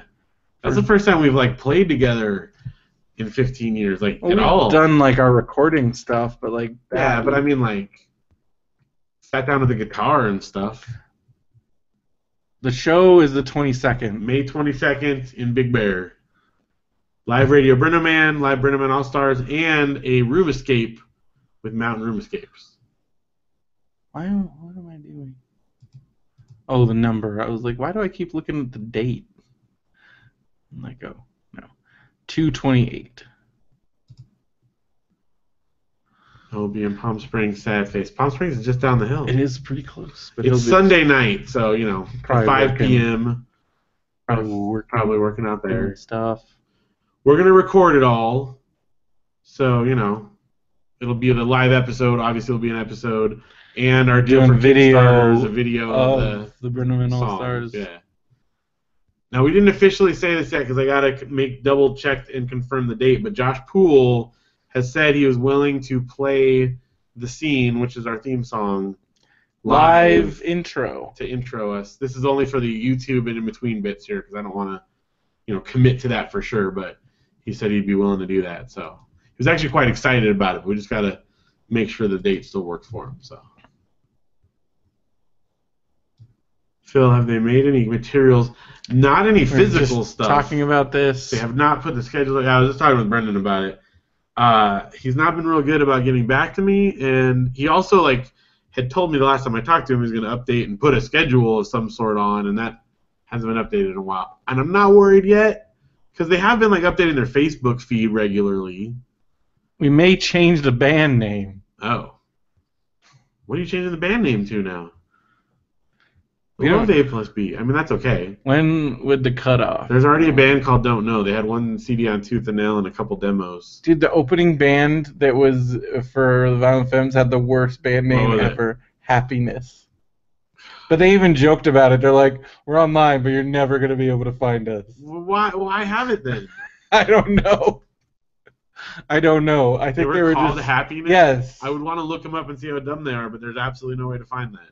Oh, I gave Phil crap for not dancing. Yeah, it's fine. I danced, though. I danced. You didn't give me credit for dancing. I danced. I danced. It's not when you wanted me to. I danced on my own schedule. I danced when Johnny O told me to. And Josh Butt danced on me, that's true. He was grinding a little bit.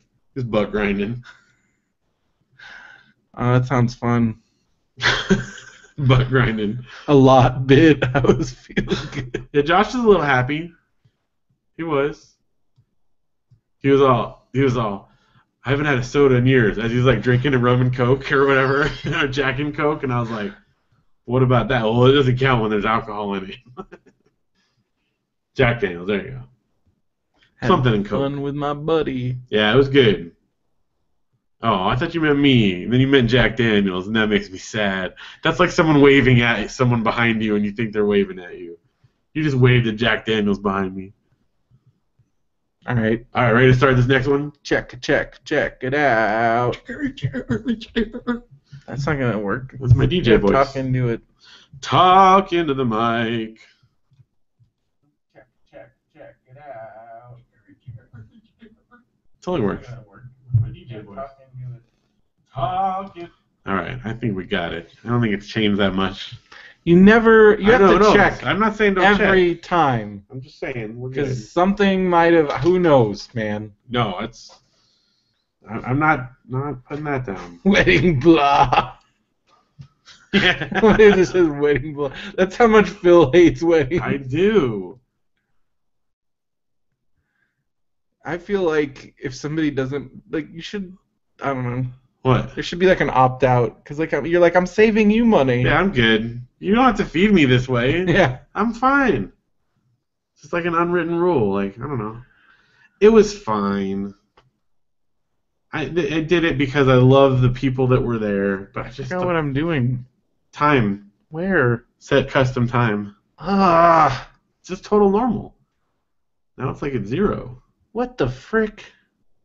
Yeah, see, Josh is... Now, I'm going to talk briefly about it on the show, but Josh, being the officiant, you have it for 6 minutes? Oh, 60 minutes. I'm not done. Jeez. All right, there you go. Yeah, it was pretty painless as far as weddings go. Well, I've been to some that were, super short, but even then, you're it's, always weird because there's always, so many people you don't know and all this weird, dumb small talk and... There was nice here. Awkward. There was here. Let's start. Let's start recording. Let's not talk wedding. All right. Start the timer. Start this.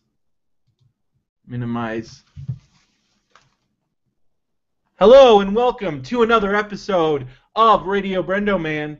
I'm Brendan Creasy. And I'm Phil Vecchio. All right, well, let's get right into this, Phil. You went to a wedding. I did, yes. Went to our friend Christy's wedding on Saturday. And Josh was there. Josh, actually, our friend Josh Anderson, friend of the show. Was the officiant? Was the officiant. And it was one of the best and briefest wedding ceremonies, actually, I've ever been to, which is great. He did a really good job. Like, I mean, I'm not going to admit to him, since he's in the chat, that I got, like, teary-eyed or anything like that, but he was, like, it was awesome. Mm-hmm. He had, like, a really good thing that he, you know, like a little analogy for, like, marriage and stuff, and it was quick, and then they were done, and they said, I do, and then we were done. And then you partied. And there was, like, a party, you know, so it was cool. So that part was good. Was there food good? Good food. Kind of food? They had, I think it was tri-tip or some kind of, like, a meat thing. I can't remember for sure, but something like that. And then a macadamia-encrusted chicken, and they had mashed potatoes and rolls, and it was good stuff. Plus, they had, like, appetizers. And it was all at this, it was at a museum, and all the museum stuff was open. There's a blacksmith shop. There was a nature trail. Did you make a horseshoe? Well, no, you watched, like, the guy was doing stuff, but he made them, like, a heart out of a horseshoe and stuff. So, you know, I mean, as weddings go, it was one of the least painful ones I've ever had to go to. It was actually quite pleasant. A lot of friends. Josh was saying you didn't drink, and which is pretty normal for you. Yeah, I had the champagne. Then also, you would not dance. I did dance, though. I just didn't dance. Did you slow dance with your wife? Yes, I slow danced with my wife. But you didn't do any, like, fast dance? No, I don't do that. She doesn't do that. Oh, come on. She doesn't do It's that. fun. It's not. You're at a wedding. Have fun with your friends. I did. We went to the photo booth. Yeah, why not even just one free drink? I did. I had champagne. Get like a daiquiri. I had a glass of champagne.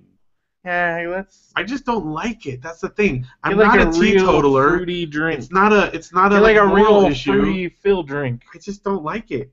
I had Diet Cokes. How many have you tried? How many what? Like different types of drinks? I don't know. A few. I've taken sips of many different things that everyone. Well, I know you've had some of Brian's beer. Like, you're definitely on a beer. But like whenever Janelle has had like a fruity drink, I'll take a sip of it. I'm not it's just not that great. I just don't care. I'd rather just get a Diet Coke.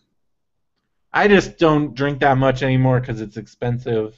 Well, that's also, but you know, with an open bar, I understand that's not a factor. Yeah. It's just honestly, I've never acquired a taste for it. It's why I don't like coffee. I just have never acquired a taste for it. Oh, coffee's delicious. But I like soda. That's my poison of choice. Well, I drink plenty of that too. Yeah. So anyway, but no, my wife during the thing, and it was fun. I saw you wore your standard dress shirt. Yep, dress shirt. Janelle, your one dress I was trying to wear my nice cargos, and Janelle wasn't having it. She made me wear actual slacks. So that was kind of a downer, but anyway. Then were you underdressed compared to other people at this wedding? There were definitely people dressed nicer, but there was also like some dudes in jeans and t-shirts, so I wasn't like the only one that was. Josh is mad that you wouldn't dance with him. Yes, but I let you rub your butt on me, so I think that counts. That was the real rub. Yes, you did rub. That was the real rub. But we were talking also about how like weddings overall are just kind of like. I hate weddings, and so for me to say this one is pretty painless, that's saying a lot. In fact, Christy, the bride, knows me well enough that she can. When you know they like go around and visit the tables, and she's like, "I know you hate weddings. Thank you for coming to mine." And I'm like, "That's how you know I care is I actually came to your wedding." You know, like the last few weddings I've been to are pretty good. It's not that I don't like the people. It's so bad. I don't know. I don't like boring ceremonies. Oh, I don't like real preachy ceremonies. Because like I went to a wedding where fairly recently where like the minister took it upon himself to use it as a opportunity to talk about his views on like marriage and politics and such. And I'm like, this is so not right now. Like that's not cool. Well, marriage, there's one thing. And then, I know what you mean. I mean, you and I both went to one where there was a full-on altar call at a wedding. Yeah. Who does that? Well, I know who does that, but that's still Josh was there too. But like I almost passed out. Also, it was like 100 degrees. So hot in and there. Jeff and I were like betting. We're like Phil's gonna drop. I can't. Like, I'm surprised I did. I was like teetering. But yeah, like I was waiting for you to pass out at the wedding, and I'm like, I hope there's videotape, and I hope Phil passes out. That would redeem this wedding. Yeah, what happens if, like, because I mean, I've had my fair share of friends get divorced. I'm like, do you get like a voucher? Yeah. So like, do you not have to go to the next one? But I've gone to the next one. Yeah. So I'm like, do I get to like half price? I don't know. One, get one free. Yeah, do I get extra food at the next wedding for attending this one? A bonus? You can apply your present to the secret. Josh, I definitely am like, hey. Josh says only one per person. He never goes to the second. I've been to a few seconds, and they were good. I mean, like most recently, John and Veronica, their wedding was on New Year's Eve. It was nice. It was brief, and then we went to they had a nice reception at the Brew restaurant.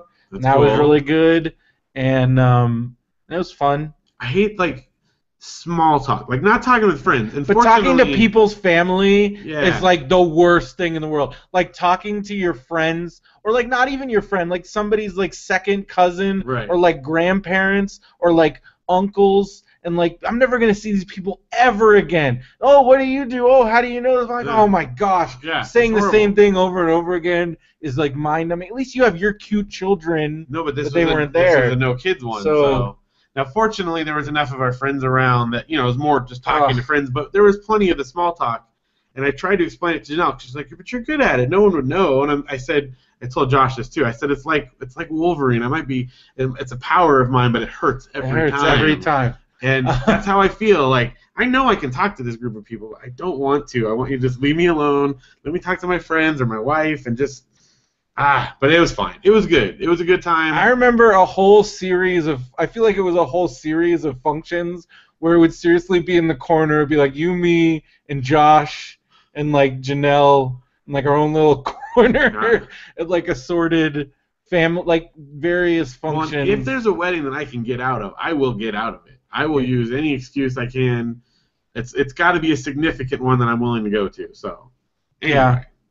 So that happened. Also, on the same weekend, so that was Saturday, but on Thursday, right before that, Audrey had her tonsils out. Yeah. And it went well. Everything went very, very smoothly. And her adenoids? And her adenoids. I mean, she's still recovering. You saw she's mostly back. She's a little hopped up on goofballs. A little slow because it's still hurting, but it's easy. She's easing out of it. It's getting much, much better. But just one funny story. So when she woke up from it and she was in there and... Was there any freaking out? Well, right beforehand she started to panic, but they didn't give her the IV until after they gassed her, so she didn't have to, she was just okay, after... Because I was going to tell you guys this. Okay, are you aware there's a whole phenomenon of YouTube videos of kids coming out of anesthesia? Yes. And did she act nuts? No, not just that. On AFV, America's Funniest Home Videos, hilarious. America's Funniest Home Videos are huge with that, and Audrey's dream is to be on America's Funniest Home Videos. So she's like, Daddy, please bring the video. Because I was like, are you going to video her coming out? Here's the thing. She didn't have laughing gas. It was a different kind of anesthesia. So she was like drowsy and stuff, but it wasn't like... Because the laughing gas kids are nuts. I videoed her, but it wasn't the same thing. She's like, but here's what she did that was funny. So she's in the recovery room. She had to be in there for an hour to make sure everything was fine. And she was, crying. It hurt when she woke up, and she really was thirsty. She's like, I need water, because she wasn't allowed to drink, the whole night before. I need water. But they said she could only have, ice chips and stuff because they didn't want to go out. Freaking ice chips. Well, and they said that the medication and stuff would make you sick and that she might throw up. And she said, oh, my stomach hurts. And she said, well, we can't give you water then. And so then a second later, she's like, I'm thirsty. And she's like, well, does your stomach still hurt? And Audrey's like, nope, it feels fine now. And then they said, okay, you can have some water. So she was lucid enough to know if I tell her my stomach hurts, she's not going to give me water anymore. And from then on, she never complained about it. She didn't throw up either. But I just thought that was pretty good. She came back pretty quickly. And the other thing that was great was that the nurse, who was the recovery nurse, was only with her for an hour off and on. Mm-hmm. And she was just like, your daughter's amazing. She's really smart. She makes my boys look like dummies. And I don't know, as a parent, there's nothing like someone giving your kids good compliments. So to me, that was one of the best recovery nurses ever. It's funny, I guess, and then Luke's getting some of that side-along action. Oh, he's but then getting all the trickle down. Also, he's doing like sympathy pains. I don't know, because he's like Audrey would be like, oh, I kind of got a fever, and then Luke be like, oh, my head, I'm hot, oh. It's been hard for him. Because like your kids are totally like hypochondriacing out. Yeah, well, because Audrey legitimately, like, she's been, the fever comes off and on and stuff like that. So Luke's just, it's been hard. He's gotten to have plenty of ice cream and, pudding and all those kinds of things. He's not suffering any, but, Audrey's getting a lot of attention, and so, he's doing okay. I made sure to give Luke some attention. Oh, you did. He is fine. But, yeah, he was, also they went to my parents' house all weekend. That's how we got to go to the wedding. Mm-hmm. So they were up there, and they don't sleep when they're up there. They're just the grandparents let them do whatever they want to. So they came down like, so getting Luke up for school this morning, and now like today he was just like, I don't want to go to bed. I'm tired. And then he was asleep like instantly when he was in the bed. So that's how it goes. So anyway, when does Audrey go back to school? The earliest they said is maybe Wednesday, and we'll see. Probably she might be. But she's still just, it's hurting. The big thing is they don't want it to, like, open up again because it could start bleeding. My mom was telling me, I don't remember if it was, like, one of her students or when she was nursing or something, but that a kid, like, came up. No, I know what it was. It was at, like, a preschool. She was helping out with the kids. Anyway, a kid who had had their tonsils out and went back to school too soon and came running up, like, covering their mouth, and they moved their hand and just started pouring blood out like Carrie or something like that. And she's like, you don't want that to happen. Don't send her back early, I'm probably exaggerating some, but that's how she told it. So we're, we'll let her heal first. I also got a preview of her upcoming musical debut. Oh, yeah, she sang to you. Yeah. Her voice is a little different. Yeah. It's not. It sounds more like it did, like I don't know, a year ago or raspy. something. Yeah. And it was almost kind of like nasal. Yeah, before, nasal. Like she had two oranges in the back of her throat, which she kind of did. But she's a sweetheart, and it was good seeing her today. Yeah. And so what else? Mother's Day was Sunday. Mother's Day was Sunday. I got my mom a book about quilting because she's into quilting now. That's good. And I called her. I hope everybody it's funny. I came into work this morning, and my coworker right away was like, "You call your mom?" And I'm like, "Yeah." She's like, "Good job."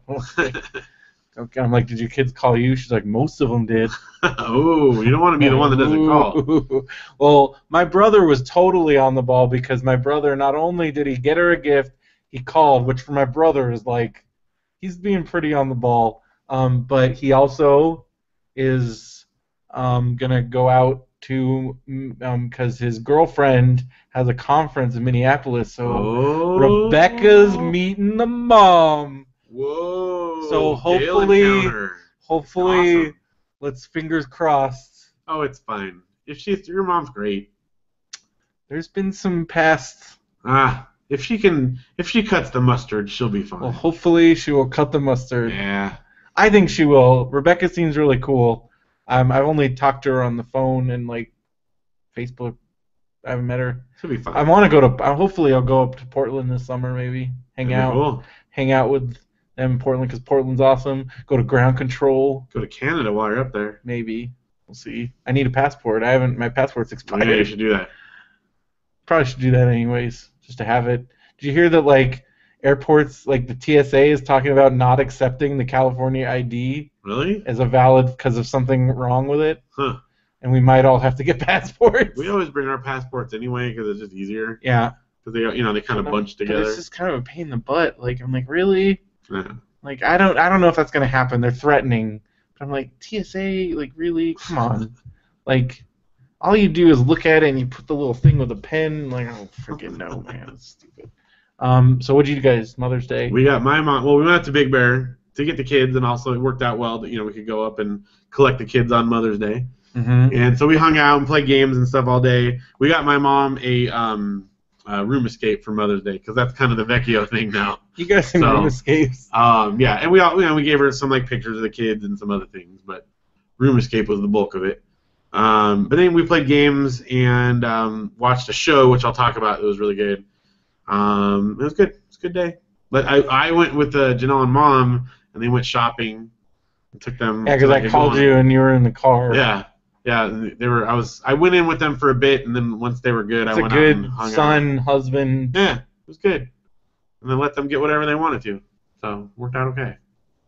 Nice. Yeah. Oh, and then I made, under Janelle's guidance for the recipe, I made bacon wrapped jalapeno poppers things, and oh my gosh, it's like Janelle's special recipe. They're better than anyone you've ever had. And Josh puts, he let them in quotes. Like Phil has a choice. Yeah. Well, okay, I let them do it. I want to see you putting your No. foot down on your wife and your mom. I'll finish the sentence. I let them do it without me like whining about it. So that's my gift to them. I had a good attitude about it. And also, like, hey, don't spend all the money you make. But what I mean is that oftentimes in a shopping situation, I'll be like, oh, can we go? This is miserable. I'm a real stinker about it. And I had a good attitude the whole time. So good for me. Yay, Phil. I guess I don't see all this. It sounds like when you're just with the Janelle, you whine a lot. I probably do. I don't see that all. I don't see that. I know. I just hate shopping. I guess I've witnessed it sometimes. Like if we were at, I've been at sometimes where we're like out and you're just like, But see, we've created this perfect equilibrium where I take the kids to do things so that they don't bug her, and she gets to shop. But I hate shopping, so she takes care of that. It works well. And then I have seen you like freak out when you like look at how much stuff costs. I don't like to know, and I know that she does a good job with it. It stresses me out. The grocery bill is, for whatever reason, the most stressful thing to me. Because I remember that time we actually went to the grocery store, like in Idlewild. You're like, oh my gosh, what? No, we can't have. They go, no, and you're just like, this is why I don't take you to the grocery store. Exactly. Because I will spend an hour going and looking at each can to see which one has like a, better, which one is like less cents per ounce the kind price of thing. per ounce, which is totally what I do. But Well, I'm by myself. That's how I'm used to doing it. So Janelle would rather go and get the stuff that's better for the food and spend a couple more bucks, which is her prerogative, but it just drives me nuts. So, just let her do her thing. Well, that was your Mother's Day. That was Mother's Day. You did a good job.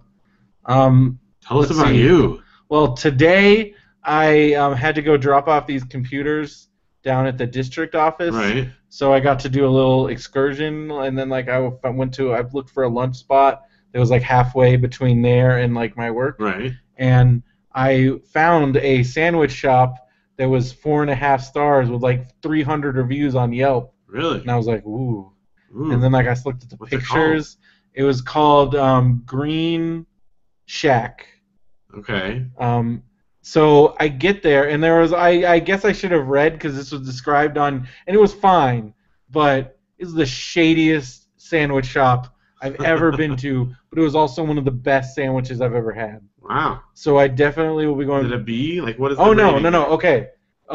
It's an A. Okay. But it is at the back of a liquor store. So you go in this liquor store, and then at the back. So not only is there a liquor store, then a sandwich shop, there is a travel agent and a tax preparer, because there's like Travel Shack, Tax Shack, Coffee Shack, like inside, and then the sandwich shop, and it was really good, man. They had like a special, so for $6.99, I got a sandwich, a salad, and a soda.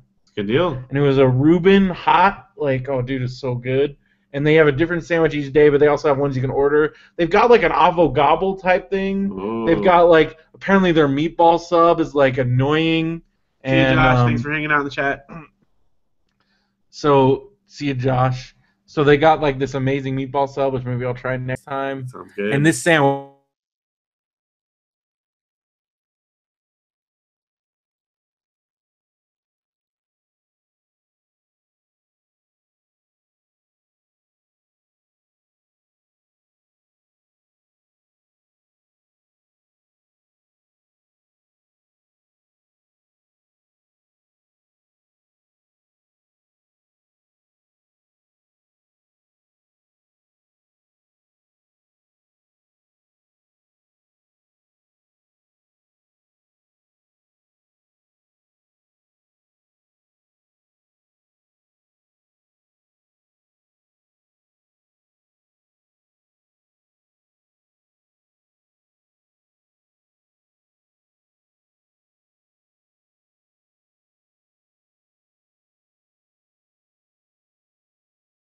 How are they still in business? I don't know. It said they had discount rates. I bet they do. No fees. In other words, you don't have to pay me anything. Just let me do something. So I guess it's like it's a tax write-off. Yeah, I don't know. Well, there was a tax place inside that's there the thing. too. The tax guy is like, you know what we should do? Open a travel agency across the way. We can just write the whole thing off. Well, maybe that's what's going on in there. That's it. It's like an all-in-one shop. Get all your needs taken care of and delicious sandwiches. And when you got your sandwich from the lady, she read you a fortune. Really? And I forgot what my fortune was, but it was very pleasant. Huh. Like, did she open a cookie or just like they had it like it was like on like a receipt or something? So like it printed out a fortune. That's awesome. So he's like, "Here's your sandwich, and your fortune for today is blah blah blah blah blah." So you're like personal service. I'm like, "Thank you very much." It was very cool. I enjoyed it. So that was my best but shadiest sandwich shop ever. Okay. Oh, next week. So the two women that work in the library with me. They're in charge of the merit field trip, which like I guess you get these things called merits, and if you have enough, you get to go on a field trip at the end of the year. Not demerits. No, that would be like a trip to like the prison. Scared straight. It'd be a scared straight trip. You're going on the demerit trip. Get shackled. You get put in. It's like Con Air. Yeah. So not that one. You're not going on that one. I don't want to go on the demerit trip. But I do want to go on the merit trip because they're like, if you stay here, you're gonna have to like run the library, and we don't want to make you do that. So guess what? You're going on the field trip. So where are you going? And she said the lady that runs it said because it goes after like school hours. She's like, I'll buy you in and out. So I'm like, I'm sold. All right. So we are going to Long Beach Aquarium. Nice. Janelle's taking her kids on a Long Beach Aquarium trip. We're going on the 18th. I don't know what day there is, but it's soon. Yep, it's next. I'm going the same. That'd be cool. We can like high five each other. High five each other on a field trip. Who knows with these kids? I don't know. I mean, they're pretty good kids. They're the merit kids. They are the merit kids. So how many kids are going? I don't know. Enough where I'm gonna be going. Teach them good stuff. We'll see. See how it goes. Mr. Brendo on that field trip. Mr. Brendo, is that what you like? What do you go by, Mr. Creasy? Right? Yeah. It's weird. I'm getting used to it. The teachers all call me Brendan because I'm like, please call me Brendan. But the students, not BrendoMan. No, my friends call me Brendo. Well, I did. I forgot what I was talking about, but they did laugh when I found out that like Luke and Audrey call me Uncle Brendo. Because I think I was telling some story where I'm like, they were like Uncle Brendo, and then like the librarian was like, Uncle Brendo, that's awesome. I'm like, yep, I'm Uncle Brendo. That's it. So I wonder if they do know your real name is Brendan. Because, yeah, I think so. But I don't think your sisters did for like the longest time. No, I don't think they did. You're just Brendo. And I live at Disneyland. Yeah, Brendo who lives at Disneyland. Where is it? Why isn't he here? All right, we got to do this because I'm excited about this field trip. I'm excited about how things go. Today I debuted my ticket system to the greater faculty after beta testing last week, and now I'm very busy. Yeah, because they're using it. But how many of your previous jobs did they be like, "Hey, you want to go to the aquarium for a day? Yeah, I'll buy you in and out." Also, as of on June 10th, like, also how many jobs that I had were like after June 10th, they're like, yeah, you don't have to come to work for a month and a half. Send you checks over the summer, though. Send you checks. That's never happened either. Nope. And that time off you want to take for Comic-Con, you can take that too. Sure. Why not? Do it. Do it. Also, here's free health insurance. Yeah. It's a good deal. You got a good point. Pretty sweet deal. It sounds like it's going really good, though. It's going great. Everybody, I set up a printer today, and you would have thought, again, that like I turned water into wine. It's good. The miracle of Brendo and the Office Jet printer.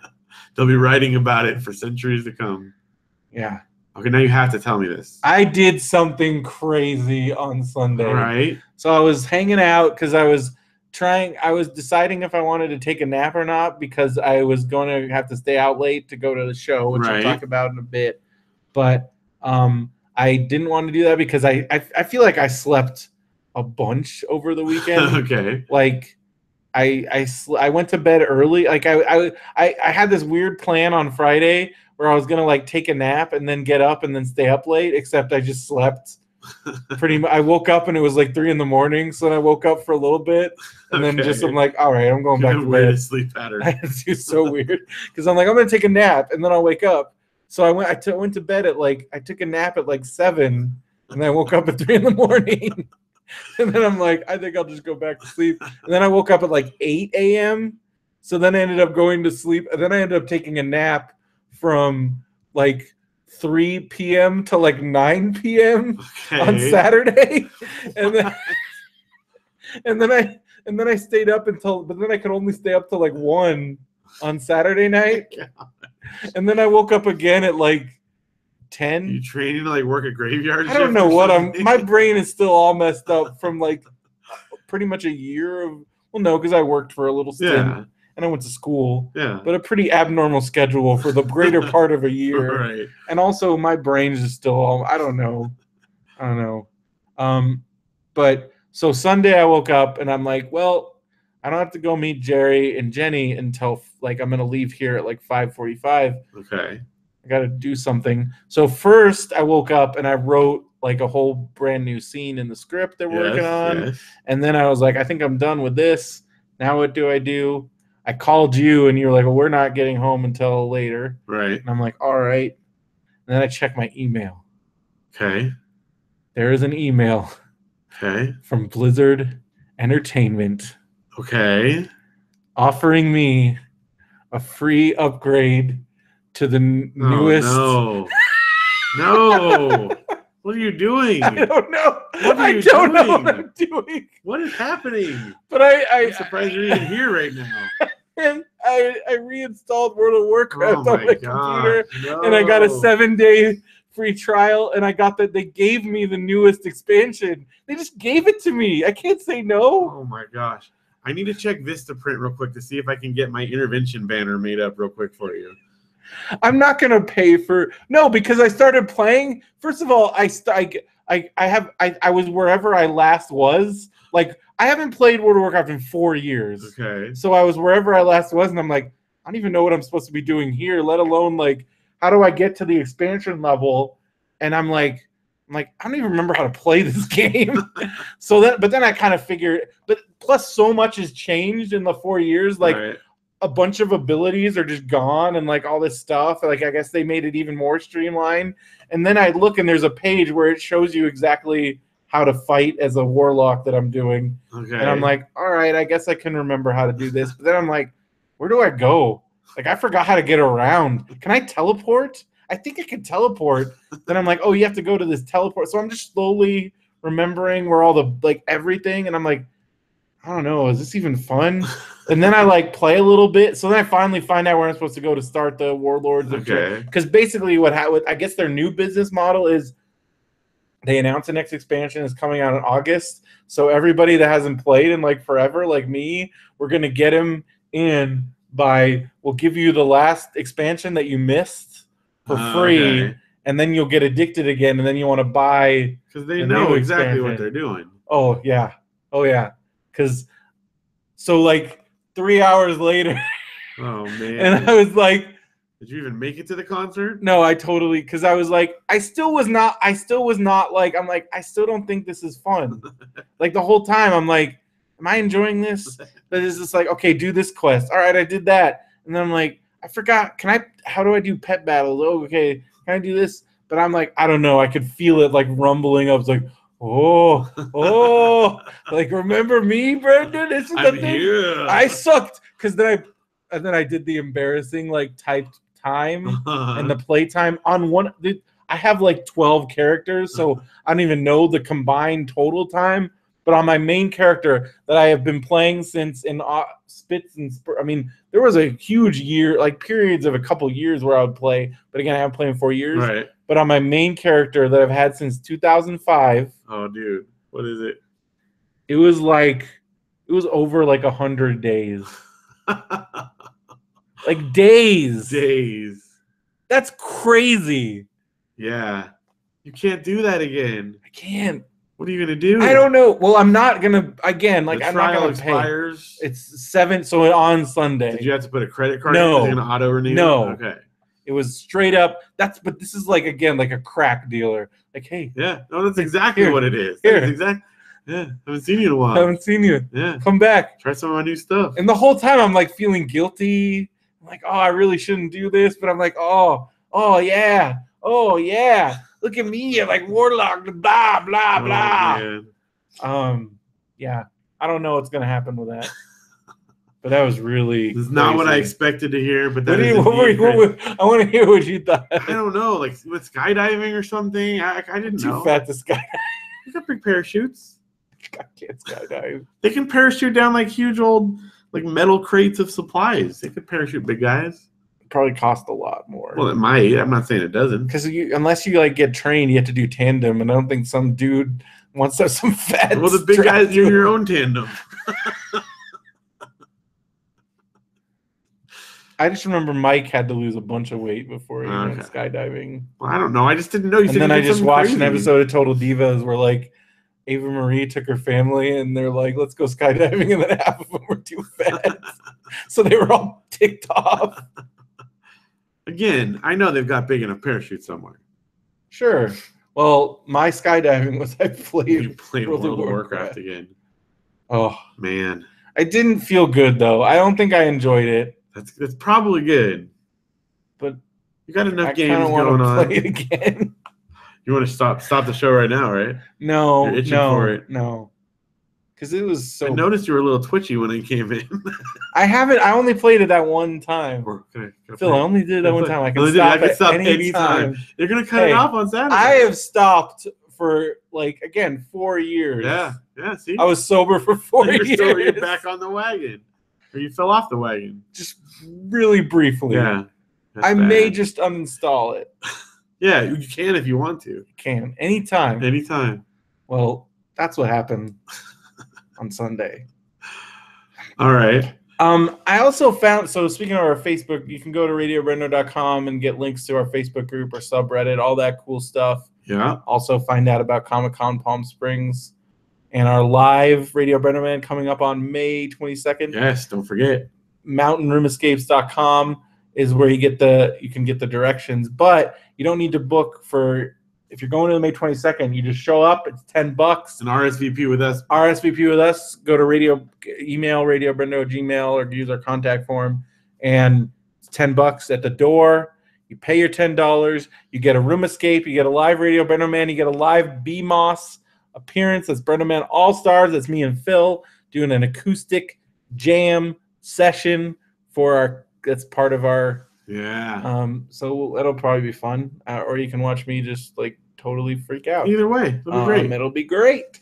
But also, if you can't go to that, but you still want to check out Mountain Room Escapes, you should go to mountainroomescapes.com and you can book your reservation. And at checkout, if you use the code Radio BrendoMan, you'll save $5 per ticket. $5 per ticket, and you get a free prize. If you do a full room at 8 people, that's $40 off. And you'll get a free prize. And a prize. That's right. A special prize. Special prize when you go there. So check that out. But I was on the Facebook group today going through, and there's a bunch of stuff that I apparently just was missing. Because, at work, a lot happens during the day now that I'm not always on there. And Jerry posted a really funny Facebook post about cast member horror stories from Disneyland. And there were some, awful ones. Horrible things that you witnessed while working there, or just crazy things that happen, or crazy things that maybe other coworkers did. So I told a few stories, or just things that happened at Disneyland. First off, I started, and I won't name names, but Jerry will know who it is because I said a mutual friend of ours who Jerry went to high school with may or may not have, while inebriated, nearly gotten kicked out of the park for, I wouldn't say harassing, just saying some things to Minnie Mouse. Yeah. Flirting with Minnie Mouse. Forcefully flirting with. I mean, you were there. I was there, yeah. It was awkward. I was there on Janelle's ticket. That's where that could have gone even worse, yeah.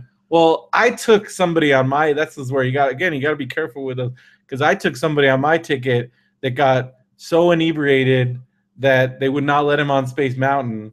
And I was like, that's my job right here. It's over. But luckily, I don't think they caught on that he had because I remember at one point, I guess he started pulling it out, his blue ticket out of his pocket. And luckily, I think Justin or John was there and was like, no, we're going away.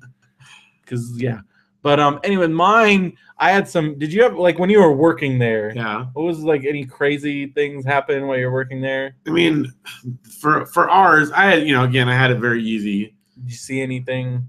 Probably like the craziest thing was that there was someone who like I think they threw up and then they started to pass out and I got to like go call the lead and they came over and took care of it. I mean, I didn't do anything, but that was the closest like close call. But no one. I mean.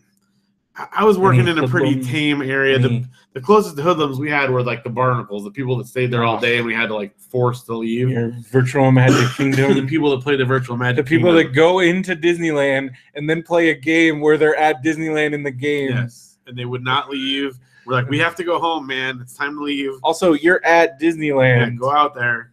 You can go on the real rides. That was about it. I mean, I had a very easy job compared to everybody else. So my very first guest through my gate when I first day of taking tickets after my training was a little kid. He gets through the gate, promptly throws up.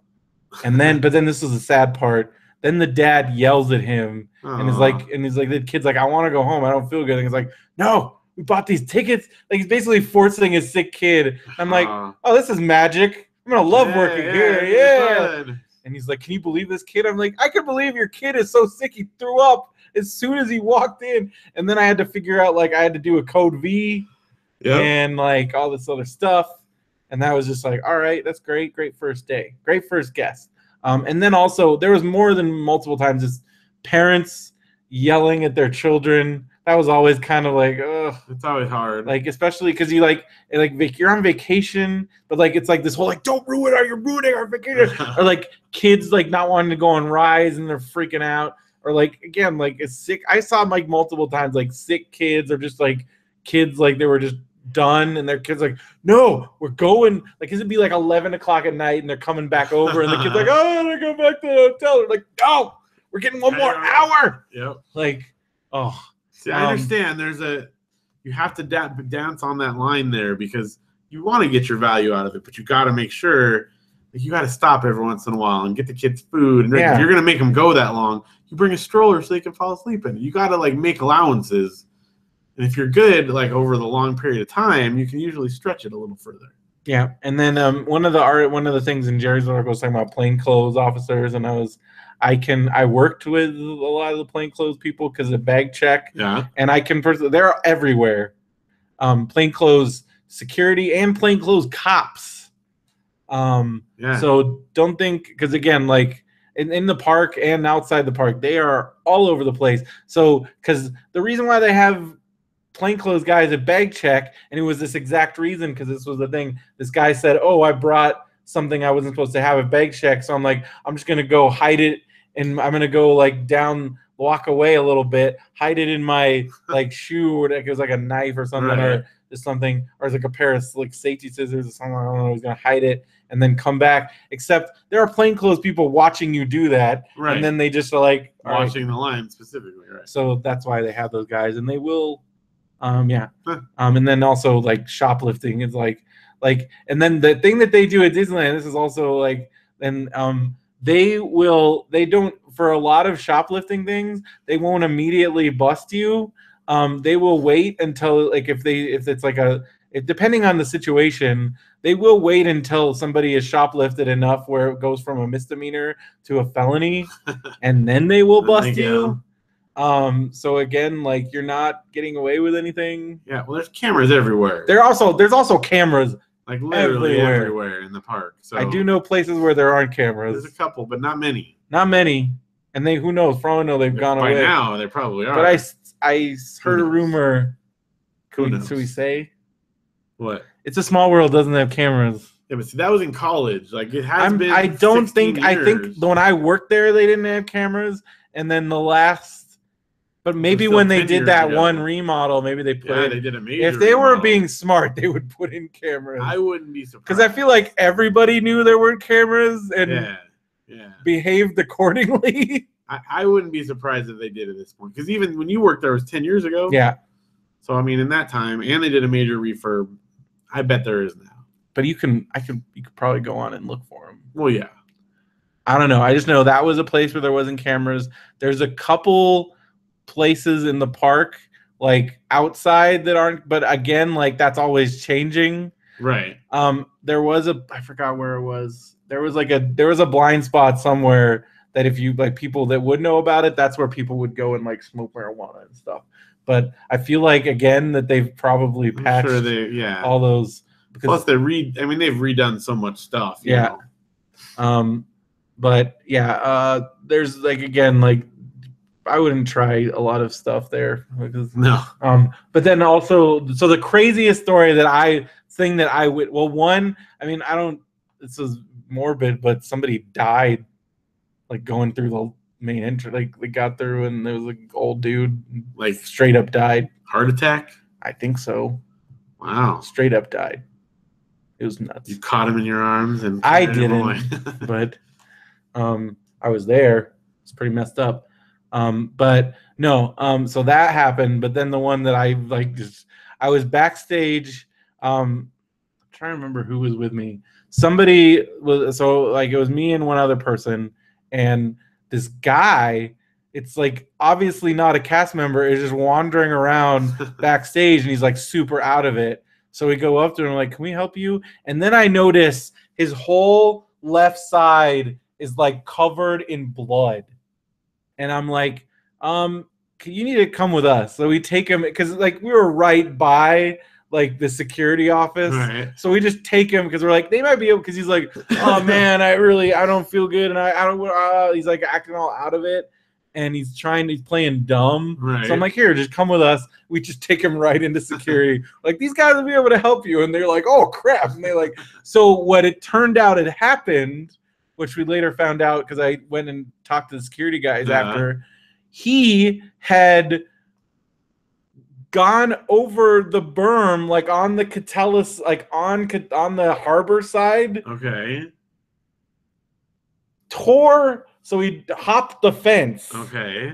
But except that part of the fence goes back. You're backstage. Right. So he also caught his shoulder on the razor wire, which is there. Which is not worth getting in Disneyland for. So he got arrested and he tore his shoulder open, and it was disgusting. Ugh. He bled everywhere. And he got arrested. Yeah. And he didn't get to go into Disneyland. No. It was not a happy day. Yeah. So this is all being discussed in our Facebook group, right? Yeah. That's a good place to talk about all this. But Jerry just wanted to know if we had some stories. Yeah, again, mine are not that exciting. I see, there's celebrity sightings, but even I didn't have that exciting ones. Did you ever get yelled at by a celebrity? Nope. Also, my very first day, Haley Duff. I remember you telling me about tried to use her sister's gold pass. Not happening. You didn't let the lesser Duff in? I didn't let in. Well, I didn't vote for Summer. You didn't vote for Summer. And she went pretty nutsos. Yeah, I never. Former baseball player, Angels manager Mike Scioscia cussed me out because apparently this was something that happened at least once a week, where if somebody has either a gold pass or any kind of pass, right, like blue pass, any employee pass, and so I guess as part of the Angels organization, he had a pass, right, and his wife had used it earlier that day without him knowing. So he's like, well, I still get this. I'm like, yeah, they already used them today. It's per day. You can't get extra site. You can come in, but your guests can't because you already have 2, 3, whatever guests in the park. And he flipped out. And that was one of those instances where he demanded a manager come, and the manager, instead of like standing by your employee, just immediately was like, all right, that's good, and then make me look like a freaking idiot. And I always hated that. There was just not that much call and interventions for anyone to be upset about anything. So most of the people just wanted to come in and get some shade, sit down on a bench. Lisa Kudrow ran into me. She was pushing a stroller, and she was very nice, and she apologized. She helped me up. Because at first I'm like, this freaking lady ran into me, and then she's helping me up, and I'm like, this lady sounds like Lisa Kudrow. This lady is Lisa Kudrow. Well, speaking of the Friends family, when I was doing Crush, the guy right before me, I did one right after him. David and Courtney Cox Arquette were in the audience. Yeah. For his show, but not yours. Not mine. Didn't get to do it. I high-fived John Voight and Whoopi Goldberg. Whoopi Goldberg came through my line quite a bit. Hollywood favorite. She was nice. Goldberg. She was a nice lady. We should probably get the book corner here. Probably should. But I just like telling Disneyland stories. I know. Well, you should so many. Go into the BrendoMan, Radio BrendoMan Facebook page and our group and talk more about it. Yeah. Everyone should go in and join. Well, I finished Jason Priestley, a memoir, and he actually started getting more open and on. Like, I think once he had because he had that, I don't know if you recall this. I guess you probably wouldn't, but I doubt he was in a but... horrific, because he was a car racer. He raced cars, okay. And he was in a horrific race car accident where he died on the operating table, but they were able to revive him. Wow. And then he's it seemed like after that he kind of a little bit, but I did find out that he had a whole other marriage that he doesn't even mention. So I don't know if that was a contractual thing, because he met his current wife. They've been married for many years. They have 2 kids. They seem really happy, but there was a marriage before that not even mentioned in this book. Wow. So I don't even know. Quite a memoir there. But some of the stuff, I don't know, it becomes more personal and a little bit more. I feel like there might have been parts where he kind of handed it off to a ghostwriter, but then other parts he's very open. But then there's also because I talked about last time about how he had this random weird diss, and he continues to do that throughout the book, where it's just really random. He just randomly talks about a bad encounter that he had with Tori Spelling's husband, and then he's and I never saw him again. And then but that guy's a jerk. And then and this other guy, this guy's he just randomly it's weird. It's weird. Also I thought it was self-published. Nope, HarperCollins. Wow. I guess if it's good enough, if you're a 90210 alumni, you're good enough to get that big book deal. Yeah. I want a big book deal. The Brendo Tales. The Brendo story. So I'm currently when I finish that.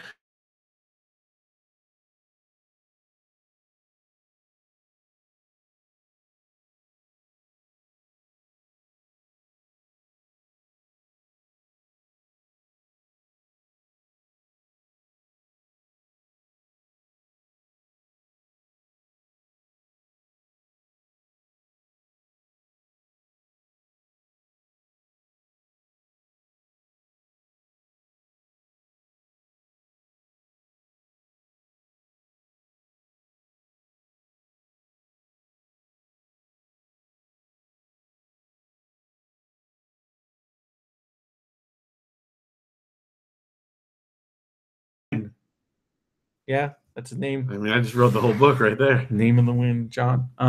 But it's a really good book so far. It's cool. And I needed a new bathroom reading after I finished the script writing book by J. Michael Straczynski. Right. So I picked back up, which I had. So when I first got S, I had gotten at the library. Then I had purchased a copy online for relatively cheap, and now I'm continuing that. So I'm continuing my strategy of first I read a chapter of the actual book, then I'll go back and read that chapter, read the notes, because there was a little bit of a period where I was trying to do both at once, and it does not work.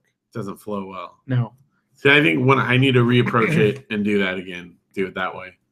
So I am a little over halfway done. Nice. And it's very interesting and intriguing, and I'm excited. But like I said, I was messing around with that code wheel because there are secret codes in that book, but I'm it's a little too much. You're not going down that path. I'm not good at decoding. I did. Oh, that's a movie I forgot to put. A few weeks ago, I watched that Alan Turing movie with my brother. It was on HBO with Cumberbatch. It was really good. Of course, Doctor Strange. Yeah, it was really good. So I finished reading. I picked back up Lisa Graff's book because I don't know what happens is I grab a book and then I'll bring it on vacation and then it's in my backpack and I forget where it was. So if I came across it, I'm I gotta finish that. So anyway, her book, Absolutely Almost. We've had Lisa Graff on the show. You guys know she's an amazing author. We gotta read all her stuff. Yeah, I finished it today and I was crying. It's another bathroom crying book. I'm not even kidding. she is so good. Like this one, I talked about it briefly before. It's just this kid that is not good at anything, and his best friend like his family gets put on a reality show, so he like can't be friends with him anymore, so he has no one, and it's like sad, but it's heartwarming, and it's amazing like storytelling and character building. It's just so good. So Lisa Graff, I'm gonna go out there and say probably everything she's written is fantastic. So yep, and friend of the show. Yep, and we should have her back on. We Yeah. also gotta read that new book first too. And read her new book. You got to read James Riley's new book so you can get James back on the show. And but you are also currently reading Harry. Okay, so here's my thing on Harry Potter and the Goblet of Fire. I'm like, I don't know, 150 pages or something. It's petering out for me.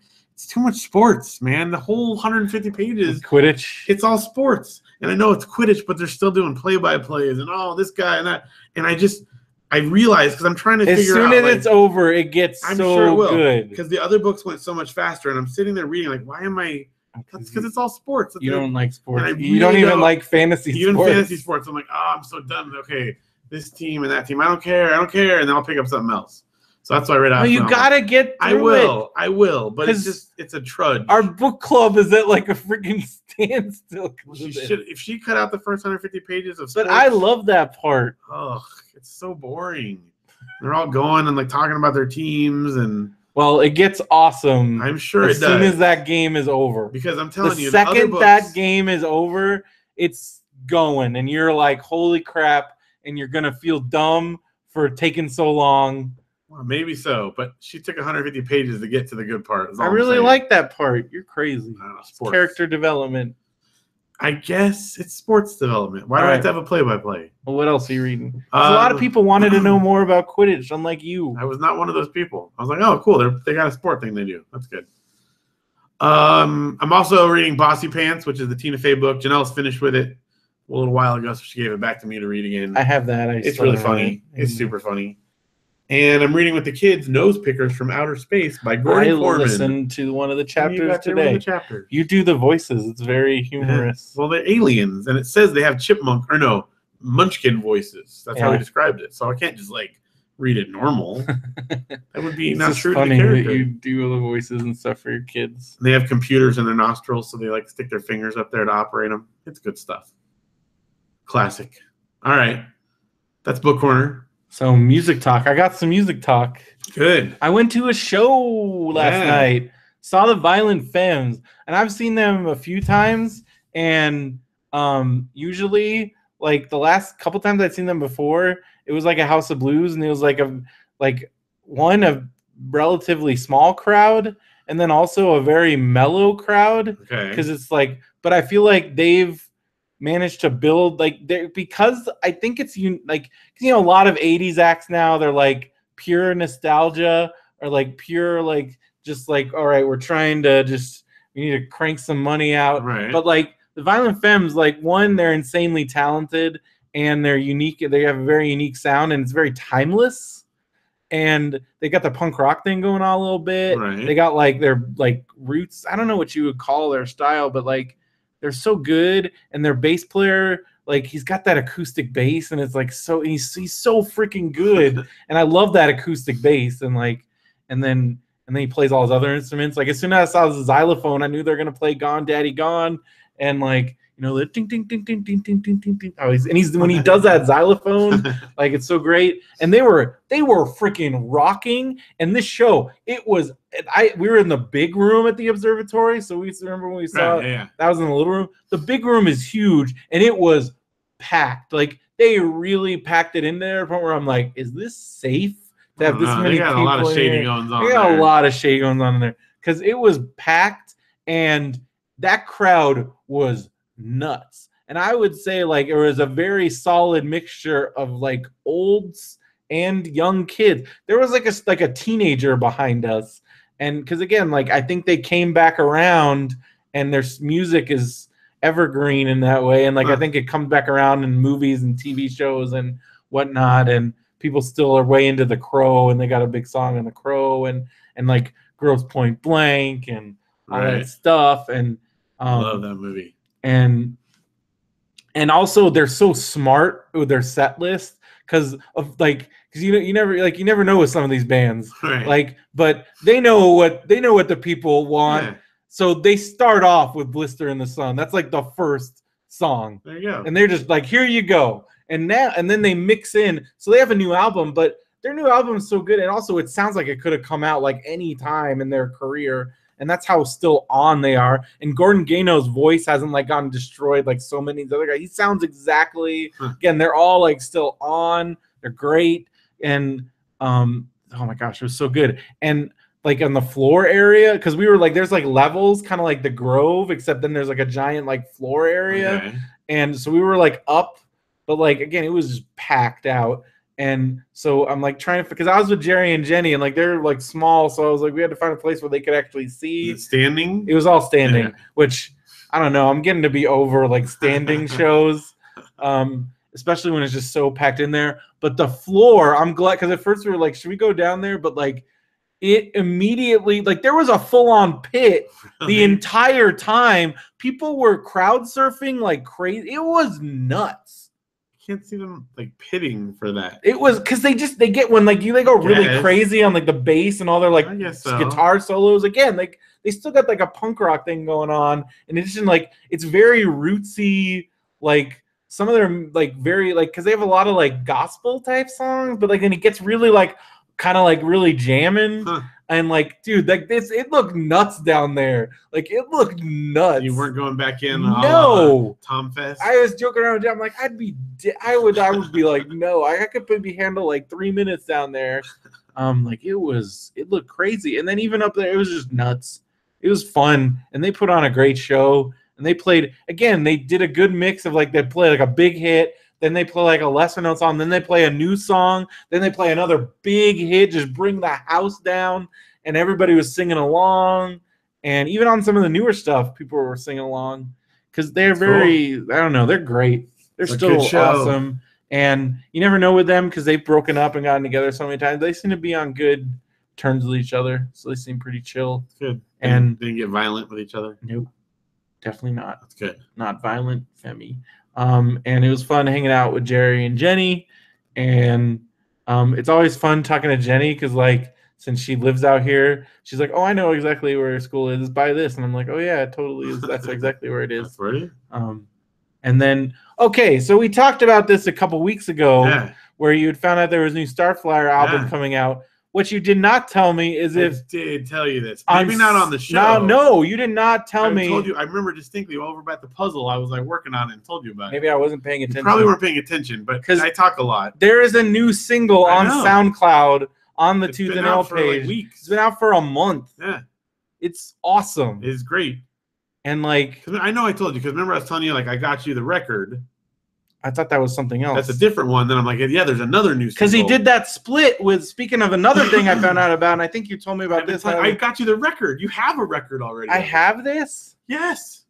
What? Didn't I give this to you at no, Christmas? What did I get? What 7-inch did I give you at Christmas? You gave me. You did not give me a Starflyer 7-inch. Did I give you Starflyer? No. I'll go look in there later. What 7-inch did I give you? I don't know, but not that. You did not give me the Mike Adams Starflyer split. I thought I did. Nope. Because then I went on Spotify and listened to it, and I definitely don't have that. Well, you know I have it.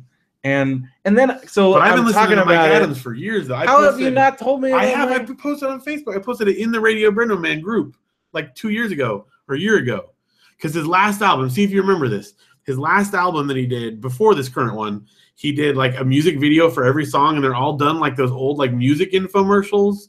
Like the ones like late at night, all of his greatest hits, and all of it looks like that. Paying attention. I told you. I mean, I go on about a lot of music stuff, but I know I talked to you about. So my friend Lucas is like, you should check out Mike Adams because he's like the biggest. And before that, he did a 10-inch where he covered Starflyer songs. Yeah, so way before that. Well, then I've been listening to Mike Adams this week, and he's amazing. You got to check out the videos. In fact, it's on YouTube. It's all on YouTube. Watch the videos of it. It's amazing. Well, Lucas clued me in on that, which apparently you did too. But yes, that's good. But the new Starflyer single is amazing. Album comes out the day before my birthday. Yeah. I'm very excited for the new Starflyer album. I mean, I don't have my fingers crossed, but okay, what if he does a show like, because I mean, he lives in Riverside. Like, yes, we live so close. What if he does like? I'm going What to if he it. does like one show? I will be like, there. Like, and like, oh yeah, well, because. But then I thought of it, and I got really sad because I'm like, we went to basically the last Starflyer show, and that was in 2005. Yeah. At the Glass House. That was like one of the, like, if you go, even if you go, because I'm like, has he played? And I look, I'm like, no, he played that show. He played a Neon Horse show, and then he played like some acoustic stuff. Like that was the. He did like officially, according to the Facebook, or I mean the Starflyer fan forum, his last date recorded. He did something in Oklahoma.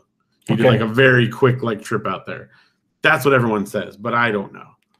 What I do know is interesting is he's actually gone back to Tooth and Nail. This one's on Tooth and Nail again, which is cool. Cool, and also like very not Jason. I don't know. I mean, he's only done one not Tooth and Nail one. Yeah, but it seemed like he was kind of done with all that. I know, but he's got the music in him, man. He can't stop it out. And I don't know if you've seen this, but Ronnie, brother of Jason of Joy Electric, has been posting a lot of pictures of Moogs, and he's talking about his workspace and cool things happening. And I don't know. He'll do a Tooth and Nail.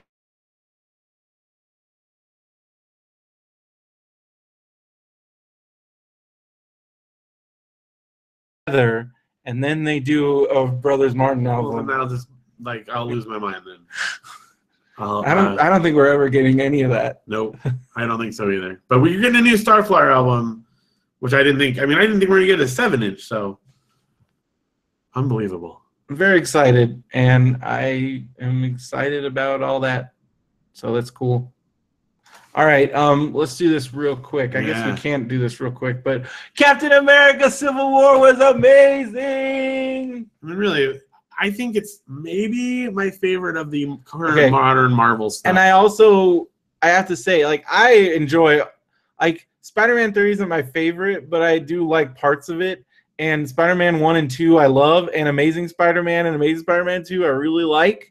And those 7 minutes of Spider-Man like pretty much blew away anything Spoiler alert, just in case. Marvel took Spider-Man. It was like, hey, let's show you guys how to do Spider-Man. Give us 7 minutes, we'll do you out to like y'all. And I was talking to you about this. Like, you didn't have as an energy. You went to a 10 a.m. show. So 7 p.m. on Thursday.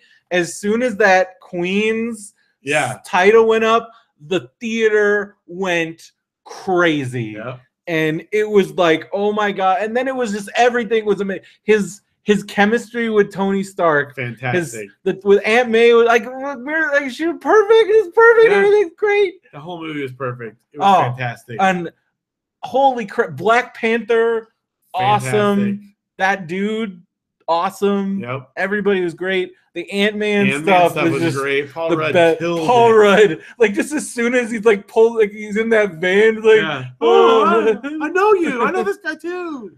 Oh no, it was fantastic. So good. Janelle loved it.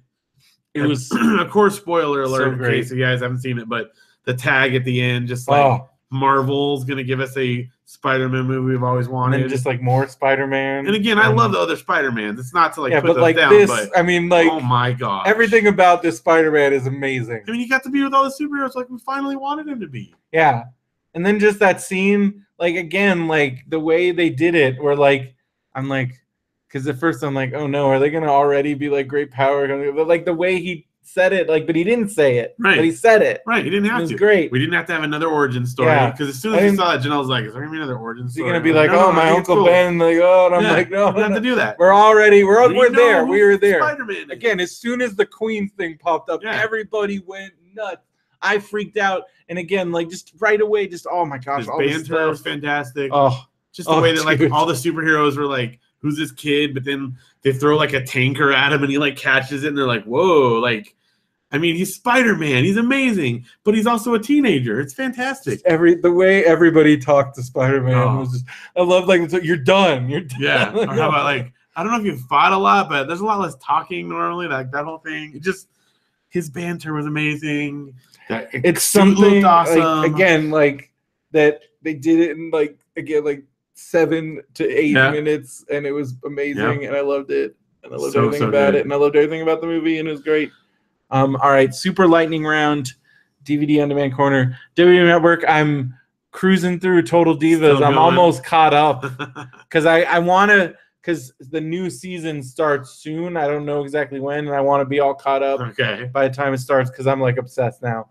But it's also kind of sad to relive, but it's also hard to watch because now I'm in the part where I'm reliving Daniel Bryan's like injuries and having to, because he's married to Brie Bella, who is one of the stars of the show. So I have to relive all that, and that's like kind of hard. Like it made me like a little teary. And so I'm like, oh, I'm gonna have to go through all this again. But it's kind of also cool seeing that, like, no, he really is the coolest guy in the world because of all the like husbands and boyfriends, like he's the coolest. Yeah. And he comes off exactly how he does that, like I would want him to. And he's a super cool dude because he's like a chill guy. Whereas, like, I mean, John Cena seems cool, but he also seems kind of nuts. He does play chess. That's cool. He's a big chess guy. In between working out like crazy amounts, he plays chess. And he's also like borderline OCD. Really? Like, so you find out some weird things about John Cena watching Total Divas. Like really weird. Like he's very specific. Like his house is like a museum, and like he starts freaking out just when Nikki starts like making dinner. He's like, oh, you got water on the floor. You got to put this dish right there. And I'm like, whoa, John Cena's a little nuts. So you're seeing another side of him. Yes. Cena. Yeah. New Japan World, the newest show, the newest pay-per-view was last week. Wrestling Dontaku. I don't know what that means. It means don't talk too much. Don't talk about I don't know if we should even be doing that. I don't know either. But it was really good. Great show. They're really, again, mixing it up, trying some new things. They have like new titles that they just play hot potato with, so they can, like, I don't know, it's always new champions all over the place, and it's exciting. And there was one specific match where I couldn't find a video because I wanted to post it. But they're very protective of now that they have their online streaming service. But I want to find it somewhere. So this wrestler was wrestling. He's like an older dude. He's like 50, and he was wrestling for one of the championships. And the announcer has always been his name's Yuji Nagata. The announcer is a huge Yuji Nagata fan. So I'm like, and I have no idea what this dude is saying, but he is showing more emotion like in his announcing that I ever heard ever. Like he is going crazy. He's crying. Like I never heard anything like it. I was like, this is how I don't even know what this dude's saying, but I'm completely invested in this match because of this dude's emotion and selling the match. And I'm like, that's how you commentate. I don't know. It was really amazing. Right. So you should check it out. Lucha Underground, they had the big match between Sexy Star and Mariposa that I've kind of talked about, where I almost got hit with a chair. Right. Except because they filmed, I knew they were going to cut down the match because it was like 45 minutes when we watched it, and it was only the last 15 minutes of the actual episode. So they cut out a ton. They still got the major points. You can see me and Jesse like very briefly, but they cut the whole part where like she threw Sexy Star into us. Oh. And then like they were throwing chairs where I did almost get a chair. But you see some parts with the chairs. Right. But I guess they didn't want to show me in mortal peril on the I don't know. Agents of S.H.I.E.L.D., holy crap. I'm up to date on that now. So good. Excellent stuff. I didn't watch Game of Thrones this week yet. So new Goldberg's the Mother's Day episode. Mother's Day was amazing. Here's the thing. Space Camp was fantastic. Did he really go to Space Camp? I know he made that like video. He did.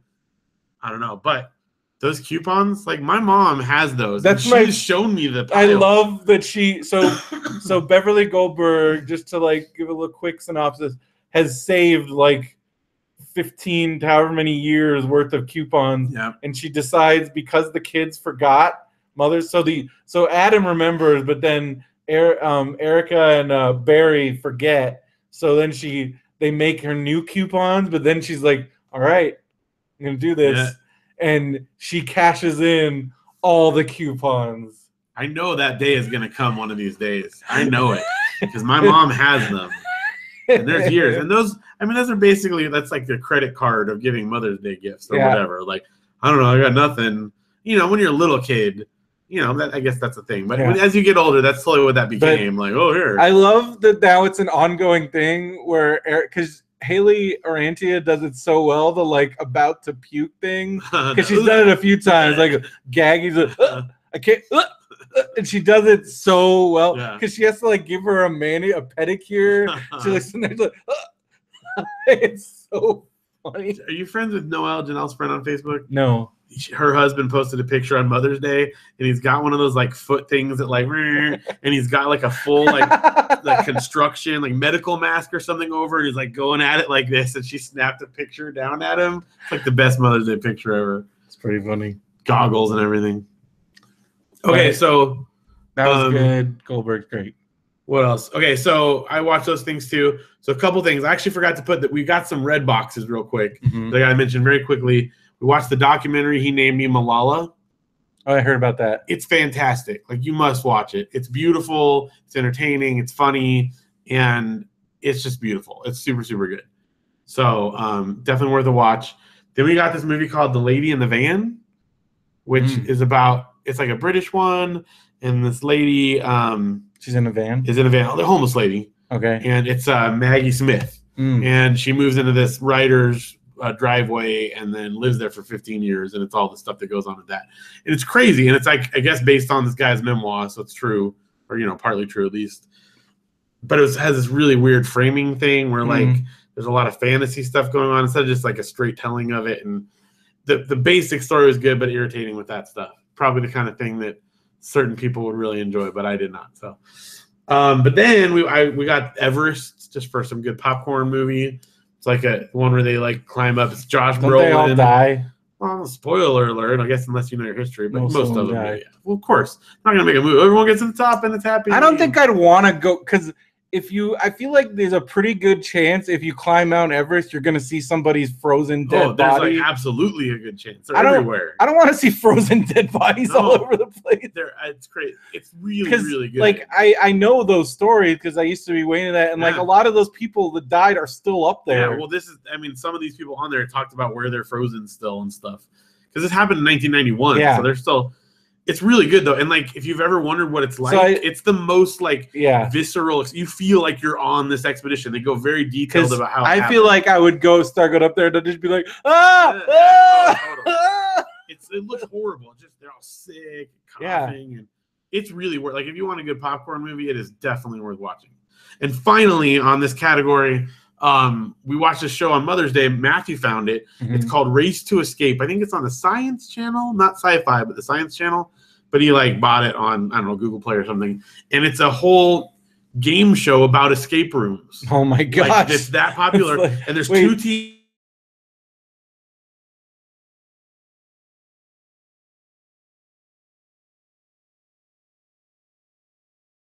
Is a game show. And they put two teams in identical rooms, and then whoever solves it first wins.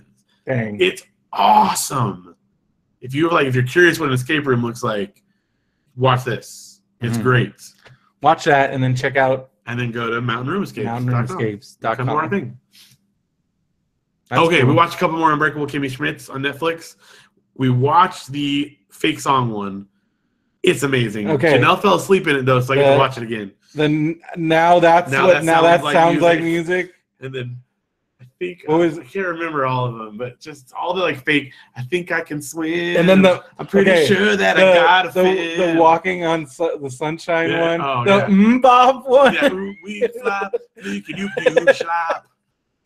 They have to come out with that album. Oh, I would buy that in a heartbeat. Because that's like your thing. I know, because you're like obsessed. Like you and I just do that like just for fun. Yeah. Coming up with those kind of things. It was great. And absolutely. So as soon as I saw that, I'm like, this is gonna be Phil's favorite thing ever. Yeah. Now that sounds like music. And it's a cassette. And then the whole subplot of that one where Titus is trying to find a tape rack, and then he tries to make one, and then he goes excavating, and then the way he's like excavating through the dump, and he's like, all right, I'm in 2000, I'm in the 90s, tape rack. Well, and then like the whole thing is that her single of I Believe I Can Fly gets like ruined. Yeah. And so I love it. It was great. And the funny part is watching shows like that with Janelle, So she's like just belly laughing, and then like they tell a really funny one, and it's quiet. I'm like, you didn't think that? Oh, and that's how I know she's asleep. So like halfway through the show, she was out. So I can watch it again because it was that good. It's so good. And then the like fake apartment where it like looks like she's moving in for like the rich lady, like she has her like fake place. Oh yeah. Like Jane Krakowski with all the empty boxes and stuff. Empty boxes in the rug. Yeah, well, and then they and the Mondrian. They try to like paint Mondrian, and it's like it's restoration thing. Yeah, and then David Cross. David Cross is great. Yeah, lots. Have you gotten to Tina Fey? Yeah, just like her first episode. Dude. Yeah, she is the best. It's so funny. David Cross though, he does like that, like real loud mouth. He's like, lots of powerful people are mouth breathers. He's really my other favorite thing was like the 1 second Billy on the Street cameo. Yeah, she just like shoves him out of the way. Super good. Love that show. All right. You know what time it is? All right, it's time. It's Marmaduke time. All right, so we have something very special tonight. Should we start with the special? Because we talked about it last week. Yes. Last episode. Mark Bolton, listener and friend of the show, sent us a special Marmaduke. We just got to put it on the show on the camera. Like, look at this. He wrote this. So it's like a Sunday one. It's not just like one panel. Yeah, he wrote like a multi-thing. Really well done. Like the Phil looks like Phil. Yeah. So this is a special one. It's called Marmapuke by Thad Blanderson. And I believe this was inspired. I'm not 100% sure, but I'm pretty sure this is inspired by the Barfarama story. The BOR. The BOR of a couple weeks ago. So I haven't gotten any stories of people throwing up because of our episode. Good. But Brian has been posting all the classic Barfarama scenes. There's been some good ones. Because I put up, I'm like, if you rank, that was me ranking. I was like, Stand By Me, Sandlot, Problem Child 2. Yep.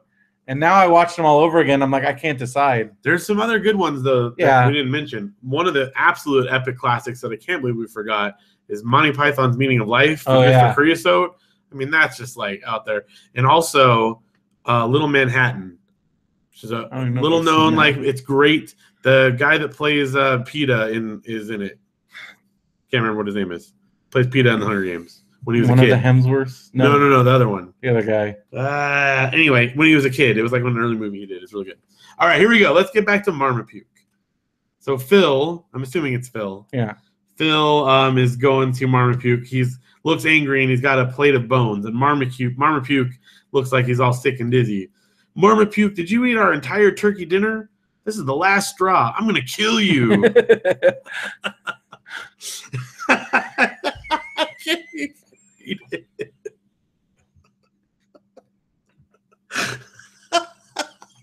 So in the next one, Marmaduke is Marmapuke is just unloading barf into this guy's face. And he's like, oh, I'm being barfed on. And then Marmaduke's caption says, boo walk.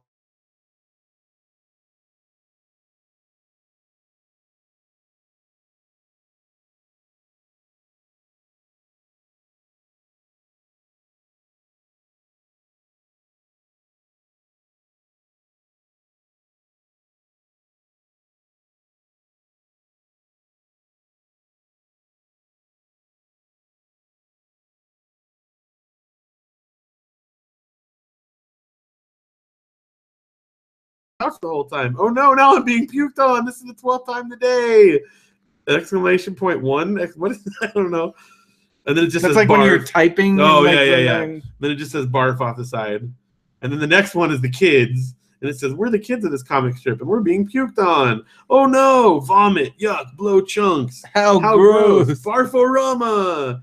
You got a can coming out of them, like a pizza slice. There's barf everywhere in this thing. This is just like it was in the car. And then it shows Marmaduke, Marmapuke. He's done throwing up, and he thinks, uh-oh. But he's kind of got like barf all over his lips. And then it shows just like 4 little pillars of vomit piled up in the middle of the room. And it says zip as Marmaduke runs out. And then Marmaduke's like dripping with barf, and he goes to the button. It just says the button. And he looks over at it, and he hits the button, and it says beep. And then it shows Earth from space. and then a huge explosion, mushroom cloud, boom. And then it shows the earth like emptied out and hollowed out. And then someone's yelling from the inside of the hollowed out earth, Marmapuke. It's pretty great. The end. That is absolutely fantastic. That's better than every Marmaduke. Better than all of them put together. You should write the new Marmaduke. You should, dude. If you did a Marmapuke series like that, that would be fantastic. You need to scan this. Oh yeah, I just got this. I think on Friday or something. So we can put it up. Yeah, on the radio. Yeah, with your permission, Mark. I think we're gonna do that because it's wonderful. That's Marmapuke. All right. He even captured some of like the dark nature of Marmaduke. Well, now whatever we have, should we just do is a letdown. That's good for tonight. Yeah, we can't follow that. People are gonna be upset. I don't know. Just do it. That's a quick one. There's only like 6 words in it. All right. Well, now let's see. Let's compare Marmapuke to real Marmaduke. You be the judge. All right. So Marmaduke is larger than an entire car with a person in it. Holy crap. So that's your perspective. He's running alongside this apparently like tiny clown car, and the driver is yelling out, "Beat it!" Now Marmaduke. Also, there's no top to the car. It's like a convertible. Is it a convertible? I don't know. Then Marmaduke has knocked over a trash can, and the neighbor is running out and says, "Get out of here!" Now Marmaduke's digging in someone's yard, and the lady is running out saying, "Stop that!" Then Marmaduke's chasing a cat, and the guy's chasing after him with a rake, saying, "Hey, you!" Now he's coming back home, pant, pant, pant. He walks in, he's looking for everyone, and then he lays down on the couch and falls asleep. But he takes the phone off the hook. Also having taken the phone off, because he doesn't want to answer the phone. And also because he doesn't want everybody complaining. But I guess this is everybody hates Marmaduke. Marmaduke is people. And he's a giant dog who's bigger than a car. And I'm still pretty keen on he's the spirit of Phil's dead father is inside Marmaduke. Because he took the phone off the hook to like take a nap on the couch. That's probably what his dad used to do. Yeah. And also everybody hates Marmaduke. Yeah. I think we're going back. I think we're heading back. Because also this was like there's no punchline there. Nope. I was like, all right, I did all these things that dogs do, and now then I sleep on the couch like a person with a pillow. With a pillow. Where'd he get that pillow? And take the phone out. And why did he comes in and looks at the phone in this previous panel? Well, he realizes that they'll call on the phone. Or he just doesn't want to be disturbed. I think he's. But the fact that he's a dog that knows to take the phone off the hook. Again. Marmaduke is people. All right, you tell me, which one did I laugh harder at? Definitely. I couldn't even read Marmapuke. It was so good. I just love that. I'm being barfed on. Boo-arf. Boo-arf. That's the best part. Wait, so he didn't eat the chicken. So why is he sick? I guess he's just barked on everyone. He's Marmapuke. It's his name. It's in the name. Why would you own a dog named Marmapuke? Maybe they like it. Maybe they like it. Maybe it's a weird fetish. Being barfed on. We're the kids of this comic strip, and we're being puked on. That's awesome. So good. All right. Well, that's your double dose of Marmaduke tonight. Thank you, Mark Bolton, for that fantastic experience. It's great. Loved it. You know what else is great? Going to bed. Yeah. Going to RadioBrendo.com. Going to BenviewNetwork.com, emailing us radiobrendo@gmail. No, not radiobrendo@gmail. BrendoMan@gmail. Or Radio BrendoMan. Use that to RSVP for our live go to show. RadioBrendo.com. Click the contact. You need to go to bed. Need sleep. And thank you for listening. You guys are awesome. Thanks for buying stuff on Amazon and writing in letters and all the great stuff you do. Please don't let me play World of Warcraft anymore. And yes, right into Brendan. We need some intervention here, people. I'm telling you, this could be bad. I need to not do that. I want to come in and find you like dead over your computer, like with a mouse clutched in your hand. I never was like, I was always fine. I can maintain. But you don't know what new things they've come up with. They've clenched into your brain. I know you can have like your own little like. They finally figured out how to do like player housing where you can have your own little area and you can build it up. See? And all this other stuff. I want to do that. Just remember, take a poop break every once in a while. But I have so much other stuff I could be doing. Yeah. I don't know. All right. Well, you can tune in next week and find out what's going on with that. Yes. So go to radiobrendo.com and don't forget mountainroomescapes.com and come join us on the 22nd. It's going to be awesome. It's going to be sweet. And I still want to know. Also, Mark Bolton's got some cool Batman. I know, Batman stamps. We got the whole package here. I keep hitting this microphone. Sorry if I keep hitting the microphone. But you know what I'm not sorry for is ending this episode. So for Radio Brendo, man, I'm Brendan Creasy. And I'm Phil Vecchio. Have a good one, everybody. That was fantastic. It's pretty good. I looked at it, but I didn't want to read it. I wanted to have it fresh. Did a good job of that. Boudoir. You should do that. Seriously, dude. But how soon would he get? Well, I guess it's parody. You can't get. It's fair use. Marmapuke. Yeah, if they can do that, they can put that in Mad Magazine. This could be in Mad Magazine. That's absolutely easily Mad Magazine quality. You should submit that to Mad Magazine. Should. Before I scan it, I want to talk to him and see what he wants. That's brilliant. Marmapuke. I wonder if Mad Magazine has done Marmapuke. I don't know. It does seem like something they could have. But this is, I'm pretty sure this is a result of the Barforama. Because he says Barforama. Absolutely. And I realized I didn't make that up, but I'm pretty sure that was what inspired it. Us talking about vomit. By the way, you should totally call the episode Marmapuke. Definitely. Definitely doing that. What was the first one called again? Geographically speaking. Oh, yeah. And Marmapuke. Very, very awesome.